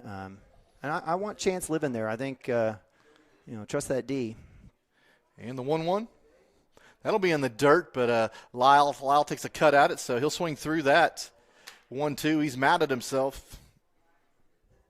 But Chance says, I enjoy the 1-2 count. Yeah, absolutely no wind right now. This is crazy. We literally were in a hurricane earlier today. It's been nuts. So 1-2 delivery. Chance goes outside, and the umpire says, nope, just a bit out. Oh, yeah, it was a hurricane earlier. We lost our shed. My daughter has a little she shed that the wind just blew up and destroyed, and I got to pick up pieces all over the neighborhood. So the 2-2. That'll be a little chopper ground ball to Chance. He'll throw to first base, and we'll get the out for the second out of the inning. Little 1-3 put out.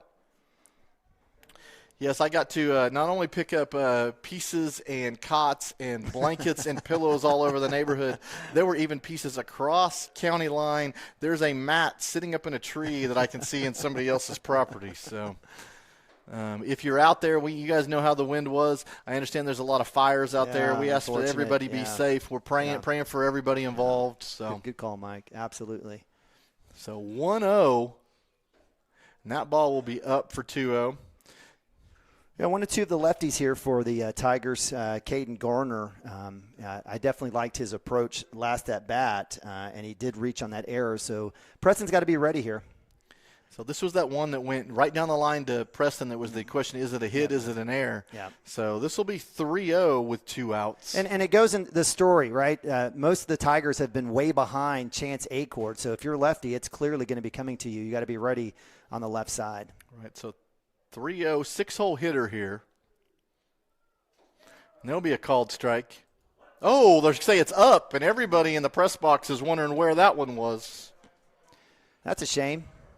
We don't need the zone to completely change here at the bottom of 6. Right. That will ensure that the top of the order will at least come around at some point in the 7th inning for the Sterling Tigers. That's what's big about that call right there.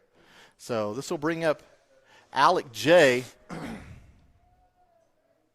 And that ball will be outside. It'll just scoot away from Barrick Wano. Runner does not go anywhere. So Alec J. 0 for 2 on the day. Grounded out to the first baseman and struck out swinging. And the pitch, that ball is up. Yeah, and here Chance has just got to trust the situation here. He's got to trust his fastball, his business, his spots. He's got another righty up to bat. With 2 outs, let's just take care of business here. Right. 91st pitch for Chance. That one's right down central for a called strike. They've got 96 on the board. Do they? Yeah. Okay. That's interesting. I had 92 right there. And the 2-1.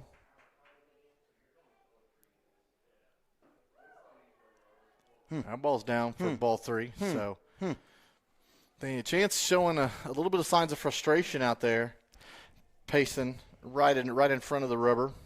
Well, there's some spots that have been called earlier. And the zone has shrunk a little bit here in the 6th inning. So 3-1. And that'll be fouled off. So that'll set up full count here. And that was just a loper. I mean, Chance just kind of he just kind of put one over the plate. Darren Alec J to take a cut at it, and he did and fouled it off. So after that little chopper, Chance will ask for a brand new ball. Don't you want to cut in the baseball?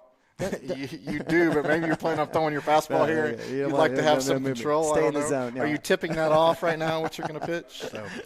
So runner on first, 3-2, 2 outs. Runner will be going on this pitch. And here's the delivery. And that'll cut him inside. We'll get the swing and the miss. It will go in the dirt, but the tag by Barraquano. So that will end the 6th. And Sterling sprinting out like they're afraid they won't be able to play the 7th. I think they're thinking if they do one warm-up pitch, they're good. I thought maybe the time limit's an hour and a half. I'm unaware, but I think we're good, so we're going to play the 7th here. Yeah, it was like we're playing out at D-BAT. And right. making sure get the inning going. If that was the case, you would have thought they would have just taken the automatic out and just sent it back. Right, but right.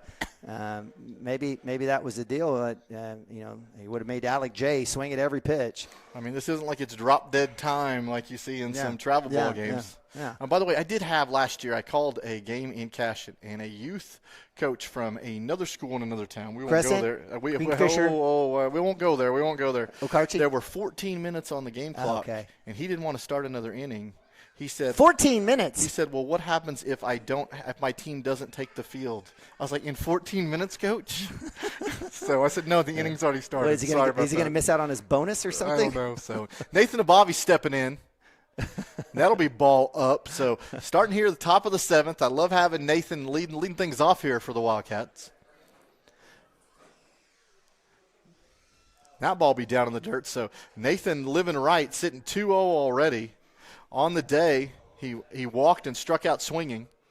So let's see if he can find his way on here in the 7th. That would be a good thing for the Wildcats with Cooper Frazee on deck. So 2-0, 3-2 ball game here in the 7th. And the pitch, that'll be down for ball 3. You get any of those pitches with Nathan on base, we're looking at extra bases for Nabavi on stolen. He just needs to figure out, get on, and it looks like they're going to go with Lyle here to kind of finish up the game. Lyle's 51st pitch. Hey, yes, I do have an education. And there's the dirty 30-3-0 automatic fastball, so. Just put 3-1 on the board. I mean, just right. Just go ahead and put it on the board. So that'll be ball up and in. So Nathan Abavi finds his way on again. Before coming into the game, he was leading in on-base percentage at, I was 536. He's 666 in this game, so that number is going to go up. And that'll bring up Cooper Frazee on the day.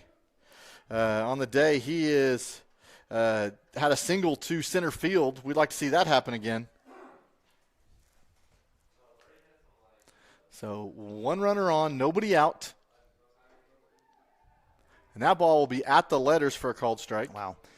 There's no way that Mounts bunts Cooper here in this situation. I don't think so. There's no way. There's no way. Good stick. I'd like to see him find a gap here. Absolutely. I'd like to see a ball in the dirt here too. So here's the 0-1. Go ahead. I'm sorry. Oh no, Cooper. A little more patience there. He jerked that thing foul hard. So yeah, and I was literally about to say Cooper he's had 2 ground outs to third base. You don't want to double play here. Absolutely. Go right side. See what you got. It may end up over shortstop's head for a base hit. Right. Sometimes you got to adjust your timing like that. So 0-2. Nathan needs a bigger lead here. And the pitch. That'll be a ground ball to shortstop. Will come in. He will go to second. We will slide this time. And Cooper will be safe at first base, so that'll go down as a fielder's choice on the kind of the soft ground ball there. So that'll take Nathan Nabavi off the bases, and Cooper will be over at first base with 1 out. So like we talked about, like a little more something on the right side would have helped out there a little bit. So 1 out, runner on first base. Cooper Frazee Chance Acord trying to help his cause. And there'll be a throw over at first base. Cooper back. So Chance pitched an excellent game so far. I'd like to see him add some more runs to it right here. Chance got that little bit of wiggle in the box. In the pitch. He'll drive this thing, flare it to right. And does it just leak foul? Yes. Oh, my gosh. That thing, I think he meant to square it up to the left side. Just got a little early, kind of cued it that way. I thought it was going to fall, and it just leaks foul. Had a chance. It's about 2 feet. on the right side. And if we were playing in a Calumet, that probably would have been considered fair. But there's no ooh. I know. I agree. It's the truth. The It's truth the truth. is spoken. So just spitting facts for you all. All right. Here's 0-1. And the pickoff over at first. Cooper Frazee back. It's interesting, here with one out, I would have figured with no outs, the Lyles would have been working Abavi a little bit more, but he didn't. Right. He was screwed up, centered on Cooper Frazee. So 0-1, Chance patient in the box. Lyle taking his extra time over there. I'm glad that Acor took time there. That was ridiculous. Right, and this is getting Lyle out of his comfort pace, so I like this. This is the game within the game. So we'll do this all over again with no balls and one strike in the pitch. That'll be right down central. That'll be a called strike. Chance, you could tell he thought about it. He's usually taking a hack at stuff like that. I don't know if he thought maybe the curveball maybe. I don't know. But here you got to expect fastball sit on the curve here. And here's the 0-2. Yeah, outside set. And that was Lyle's choice to step off the back. He didn't like something he saw.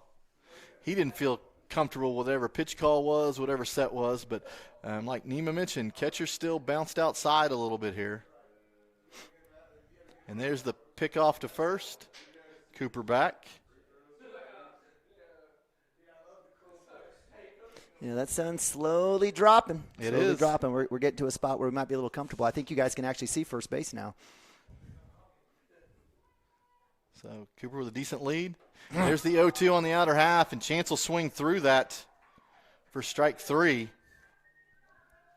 that'll bring up the man of the day on the offensive side, Preston Cotter. Preston had a home run in his second at bat to left center field. See if we can make it a 2-run shot as well. Got anything in the right center is going to score Frazee. Catcher setting up way outside. And I tell you what, and he's catching everything now. Nothing's getting by him. Right. And, we saw 3 straight balls come off his glove or in the dirt to the backstop, and now for some odd reason it's been cleaned up. Maybe that outside set by him, but, we've got to figure out. I don't think Cooper's going to be stealing anytime soon. Nope. So the 1-0 here to Preston Cotter. That ball will be up. They'll a snap throw down to Cooper at first, and he'll get back. Yeah, good work there by Cooper. A good throw. I'm, again, very impressed with their catcher. That's Caden Wilkin. Is that correct? I think it was Moore. I think Clinton Moore. Clinton Moore. Yeah, my bad. But he's working well there on that backside. For sure. So the 2-0. No! That was a horrible call. No, terrible. It was in the other batter's box that he pulled over and brought in. So that'll be a called strike for 2 balls, 1 strike. I know it's getting late, but that one's a little ridiculous. You can't, not in a 3-2 game here in the semifinals. You got to be better than that. So 2-1. And the pitch. Preston will dink this thing out in front of the pitcher's mound, and they'll throw to first base, and that'll be the 3rd out of the inning. So we'll go to the bottom of the 7th with a 1-run lead. We'll see if the Cashion Wildcats can hang on and secure the victory. We'll be right back.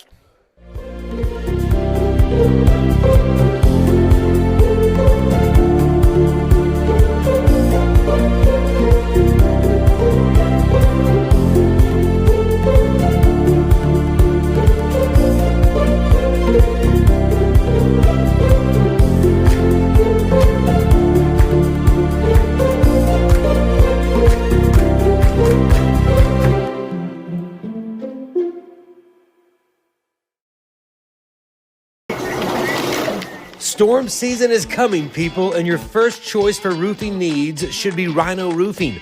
Locally owned and operated, the Rhino specializes in all types of repair and replacement. Large scale, traditional, modern, unique roof lines, they can do it all. Protect your home and your family with the specialized services of Rhino Roofing. Visit our Facebook page today and make an appointment. Rhino Roofing is all the hype for any roof type. All right, it's all you, Bubba. All right, welcome Cashion Wildcats, Dibble Classic. We're going to the bottom of the 7th. Cashion Wildcats seeing if they can hang on to this one-run lead. Sterling Tigers will have hitters 8, 9, and 1 coming to the plate. So Chance has pitched an excellent game so far. Give you numbers on him, 95 pitches through 6. 57 of those have been strikes, so excellent strike percentage. 3 hits, 2 runs. One of those runs is earned. 3 walks, 9 strikeouts. So we'll see if he can come in here and get a complete game finish here. And number 6, Tucker Hughes will show bunt. And they will run that ball inside, and he'll pull that back for ball 1. That's a howdy-do pitch right there for you. Right. So I'd let him bunt. I trust our defense here, especially with Preston and Chance there at first, at pitcher. And so that'll be a called strike. That one was down, but I'll appreciate the called strike. Yeah, zone certainly. But in a situation where you had 2 strikes on a guy, you had 2 strikes. It's a little bit different scenario. But nonetheless, we'll take it. How important to get the leadoff here out? No, it's Megatron size. Yeah. Right. No, absolutely. So 2 balls, 1 strike. I think you just throw strikes and let your defense work here. No, I totally agree. And that ball will be up for ball 3. So that'll be 3-1. He ain't swinging. I'm telling you. If you're a parent with a camper chair next to the first base side, that ball will be a called strike. Well, he's been consistent with that pitch. Now, that one pitch that was missed, that was called on Cotter, was literally on the. You're right, in the other batter's box. So he just needs to put something over the middle here. He's got to make him take the bat off the shoulder. And 3-2, that'll be up and out. So 101st pitch of the day for Chance Acord. I know on the scoreboard they got 105, but and let's see, that will bring a trip to the mound from Coach Jay. Talk things over here. It's obvious, right? That leadoff was the most important for both, as that brought the loudest cheers from the Tiger faithful here. For sure. Getting them on, but we haven't. I haven't been. Or they're going to actually they're going to bring in Hunter. Okay. So, the situation, give credit to Chance, had a great game, but I even like Chance and his opportunities, even pulling a double play with a guy, since, majority of the balls have been slow dribblers. For sure. But I guess maybe velocity's down, control's down, and we'll see. We'll bring Hunter out here. So I'm not sure. Chance will certainly replace him in the outfield. I guess Max may go to right as Chance goes back to center field. I would think that would be the and call. And it looked like Cooper. Looks like actually Cooper's coming in, so Chance will go to short. It looks like, as Cooper may be changing gloves. Okay. And Hunter a little wild in his first 2 pitches here. This is one thing, you got to have strikes. That's the most important part here. That runner on first belongs to Chance Acord. So Gibby coming in here for a possible save opportunity. So he's just got to throw strikes, just keep calm within himself. So we'll go get some defensive alignment as they run out there for sure when they break. Yeah, so what are your thoughts on Chance's pitch this entire game? Is that standard to move him back to short, or would you rather see him go out to center field where he's played quite a bit this season? Cooper's held it down. Yeah. He's gotten used to this infield. I'd almost put the pitcher out in center field because I need a strong throw across the diamond in this slow grass. Yeah. That's my thought process. But looks like Cooper Frazee, first of all, Chance Acord is going to move to shortstop. Cooper Frazee is going to move to center field, and Max Higdon is going to be your right fielder. So. Well, we love our man, Hunter Gibson. When was the last time we saw Hunter? It wasn't Birch Creek, was it? No, we've seen him before. I think we've seen him since then. I can possibly. It's okay. No worries. I just thought maybe top of mind. Right. So it looks like Gibson has pitched so far. This is his. We have seen him in 3 games this year. He'll come in a pressure-packed situation here. That ball will be down for ball 1. Yeah, so a lot of things here in play, right? So pitcher-catcher, besides just the besides the strike opportunity and the lead runner on, Barrick Wano's got to continue to stay focused and keep that ball in front and to keep that runner at first base. Right. And this will bring up Max Puccio, the 9-hole hitter for the Sterling Tigers. There'll be a pickoff move to first base. Yeah, I love the speed that Hunter throws and that jump that he's got. Hunter on the year, 24 strikeouts, 8 walks, has an ERA of 1.02. And the pitch. There it is. That'll be down central for a called strike. That's where you want to live right there. Absolutely. So, pitch, like we said, pitched in 3 games this year, 13 2/3 innings. He started 2 of those games. He is 2-0. I'm telling you, if Puccio gets a hold of this is going right side. And, Brody and Chance there for the double play opportunity. There, you get it called there. What happened? Oh, that call has been there all day except right there. So, 2 balls, 1 strike for Hunter Gibson here. Hate to see the strike zone close back up here in the bottom of the 7th. It's kind of weird how that works. So the 2-1 delivery, that'll be ball down. So 3-1. Max Puccio did show bunt there but pulled back. So top of the order in the on-deck circle for the Sterling Tigers. So this is the bottom of the 7th. A little drama at the ball yard. And here's the 3-1. You got to call it. Oh, and he's going to call ball outside there. So did he pull back? He did, and the umpire pushed the pitch that way. So that'll put runners at first and second. We have a shift here from coach or no? It doesn't appear that they do. So that'll bring up Nate Anderson on the day, doubled to left field and grounded out twice. We take another one of those ground outs right now. And this will be a ground ball to go second base. They'll shovel it to second base in time for the out. And throw back to third, and he'll get back in time. So we will get the fielder's choice at second base for out number 1 of the inning, but it will set up runners on the corners with 1 out. So ground ball, fielder's choice. So we need K's. We do. So that'll set up. Now you got that first and third play option. If they should steal to second base, that puts both the tying run and the winning run in scoring position. I liked Brody in that situation. He was, there was a double play opportunity. I think he was just going to say, I got to get the out. I got to get the stop, and I got to get the out.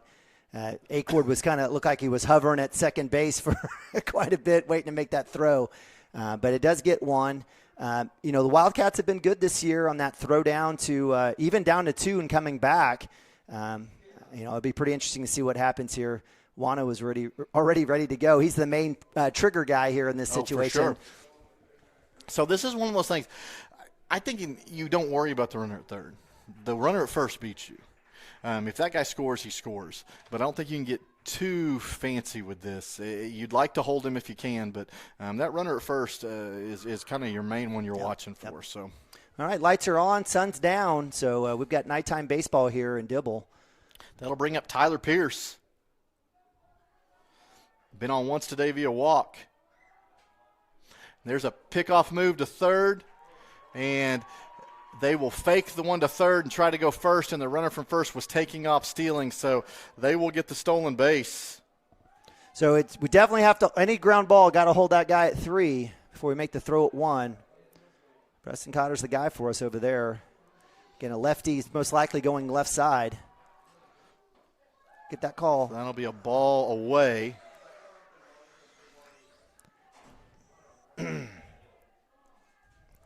So first base open right now.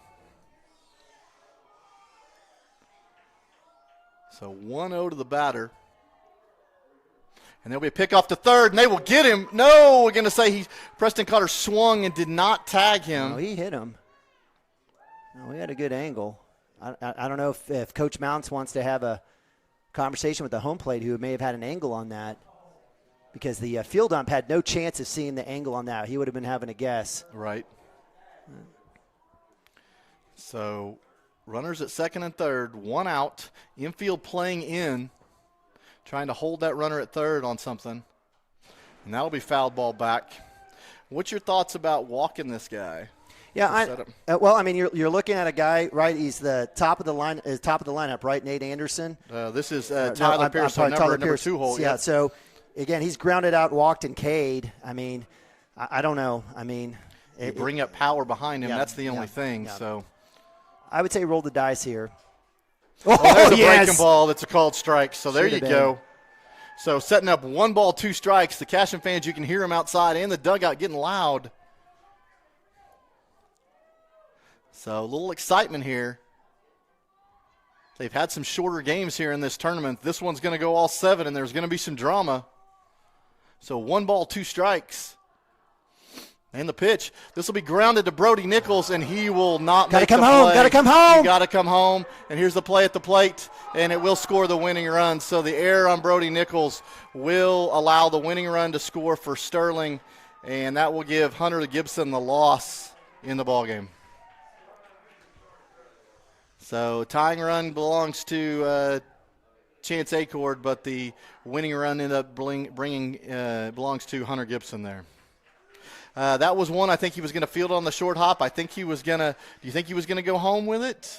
Or was he going to try to hold him? I look like his eyes were up, and I think that's what happened. And so, I had praised Brody for taking his time and getting the out, making sure getting the stop. He did the opposite in that situation, and that's something that he'll learn. And again, that's part of the other deal. I mean, the second base has been kind of a rotating group of kids. I mean, we've seen 4 different players there at second base. And, I don't know if that's, I love competition, right? That tries to bring out the best, but sometimes you get kids who are, rotating in and out, right? So, what I'm trying to do is I'm softening the blow on Brody there for all of our folks who want to root for it. But you can't have that. A team ranked, number 8 in a situation like that in Class 2A with a chance to go on to the championship against obviously a quality team, which we had controlled for 6 2/3 inning. Right. And you don't lose a game on one play or not. Obviously, we had runners on based on walks and what have you. But this one is going to be a tough one for Coach Mounts and the bunch to swallow. For sure.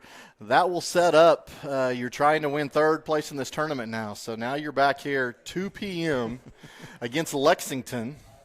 Okay. Who is the 3 seed in this tournament. So okay. Not Lindsay, but Lexington. Yeah, Lexington. They're the 3 seed. Correct. This was the 1 seed? This was the 1 seed. So they clearly messed up on the seedings here then. Clearly, if you have a game here and Cashion was the 4 seed. Well, yeah, Cashion probably should have been the 2. Cashion should have been the 2 if not the 1 based on what's happened here. Right, for sure. But nonetheless, it doesn't matter here as the Wildcats will have to go out and win. Lexington, I believe, a Class 3 or 4A, I believe. We will look them up. Yeah, I think they're 4A, but. A tough situation. We'll have the sun behind us a little bit, or on top of us, I guess, tomorrow for a 2 p.m. game. We will. But nonetheless, give credit to Sterling. A team that plays baseball year-round. They've seen this quite a bit. Wildcats still feel like they're growing and trying to learn every single game. Based on the 75 different derivations of lineups and in terms of players in the field, it still feels like we're trying to work and feel something out. And so, give credit. This one, give credit to Sterling, staying tight, hanging down. They shut down the Wildcats. 6 of the 7 innings, they held us scoreless and were able to generate those 2 runs there in the 7th inning. What'd you find there? Lexington is the 3 seed. Keep in mind, we were the 4 seed. Yeah. Lexington's 3A. They're 4-13. 4-13. So clearly, somebody who did the rankings, the seedings here, that didn't know. They didn't look up OSSA Game Changer or anything. But it's okay. I mean, we're used to that. We're used to kind of that happening to us and with the other 2A baseball squads out there. But certainly it doesn't matter. You got to come out and play. You got to come out and win. You're going to see the 1 seed at one point. I guess we saw him here and let it slip away with a tough error there in the bottom of 7. Right. So, and in this tournament so far, Lexington they lost 6-0 to Dibble, who was the 2 seed. And what's Dibble's record by chance? Dibble, I can look them up. They are number 2. They are a 2A school. They are number 12 in 2A at 8-4. Yeah. So they were able to come back after that loss to Dibble and beat Binger-Oni 8-4. Okay. So that's what's going to set up tomorrow. Yep. All right. So, Mike, listen, I'm in. First of all, I forgot to mention, I'm really impressed with the field here. Absolutely. Obviously, the press box in construction. We're blessed to have this place. Oh, but, for sure. Certainly, first time for me to be in Dibble. We see Dibble all the time in football, and have taken care of them in playoff time quite a bit. So it's my first time to see them in baseball, at least on the road. So certainly very impressed with the confines here, and love the pitch count and the and the mileage. So that was pretty cool to see as well. Actually, that was visitor and home pitch count. That wasn't. Is that what it was? That wasn't miles per hour. Oh, okay, my bad. VPC. I was trying to figure that out. Visitors pitch count and home pitch count. Fair enough. So we'll know that for tomorrow. So, just to follow back up, 2 p.m. tomorrow. If they win, there will be a game at 4 p.m. that will set up the third place game. So possible doubleheader tomorrow. So Lexington tomorrow, and then we play the winner of. I guess it'll be the loser of the game that's about to play before us. Yeah. Pretty smart. You run your own tournament. You stay away from your 1 seed, right? If you're going to right, for sure. You're going to put Sterling as your 1 seed. You're going to put yourself on the opposite side. But Wildcats had their chance. They have themselves to blame, honestly. And we'll see. We'll probably have another derivation and change from Coach Mounts tomorrow. Right. It'll be kind of roll the dice and see what kind of happens there in terms of the lineup and what happens in the field. And I mean, once again, we're talking about pitch counts and pitchers and playing games on Monday and Tuesday. So we're going to have 2 games on Saturday. So once again, a four-game tournament followed up with a Monday, Tuesday How game. cool would it have been to be able to come in here to go Frazee, Acord, and Hunter, right? Oh, for sure. Yeah. And get it done. Yeah, at some point I'm going to have to bring a donut and Diet Coke to Coach Mounts and say, hey, we got enough games in. Can you give the guys a break? Right. Because it really feels like things are kind of just dragging right now, you know? For sure. All right. Well, now I'm getting back to Debbie Downer negative. Let's pick it back up. Let's be a hype man. Mike, first of all, great job. You're doing a fantastic job setting up, getting us going. Had to fight hurricane winds to get here and set up, but we're truly blessed to have you. You've been a blessing to me. So if nobody else has come by and give you a tap on the shoulder or a big thanks, I owe you a Love's Country Store or On Cue 64-ounce Diet Dr. Pepper or Dr. Pepper drink of choice, because you have been saving grace for me. We got a lot of folks that depend on us to bring them games, and again, you've been phenomenal this year. Well, hey, I want to come in. This is a volunteer role. I've seen Nima do it, and he has worked his butt off. I just wanted to contribute where I could. I wanted to bring more baseball games to the Cashion community. We're not always able to bring every game. We have been able this season to bring every game. Amazing. And we will do so tomorrow. We will finish out this tournament strong. As much as, hey, guys, I coach Brooks' softball team on the weekends, and we play games in the morning. There's a game in the afternoon. Well, guess what? One of the other assistant we're carpooling. coaches, Me and you are carpooling. There you go. We'll have to have them do the afternoon game, and we'll come over here and call some baseball. So I'll see my kids play, hopefully 2 games apiece tomorrow. So. I love it. Well, Mike, thanks so much again for all that you do. And to that point, I know, Mike, your closes off here, but if you are out there still watching and listening, there may be like 3 people doing that because they just happen to leave their iPad or TV on, right. Or maybe at Flower and Fennel or something. But if you want to help out, please come by the press box anytime. I know we've only had 2 home games out of the 20 games that we've had, but come find us. Come sit up there, ask us. If you just want to be involved, I promise you there's a role and opportunity for you. It's not like Mike and I took classes or get paid on this. So, we certainly will take any help that we can, whether it's on the broadcast, camera work, setup, and maybe even social media. If you're a big Instagram person, let us know. We'll certainly get you on board and get you going here on Cashion Wildcats TV. Yeah, we'd love to help you. Hey, guys, I just jumped in. I got a face for being behind the mic, not in front of the camera, and I'll stutter through this. I'll be honest with you. I had a stuttering problem growing up, and I just do this and see if I can overcome. But I just want to bring it to you guys. If you guys want to jump in here, we'd love to have any students that want to jump out here and do it. So this is a community-involved thing. So,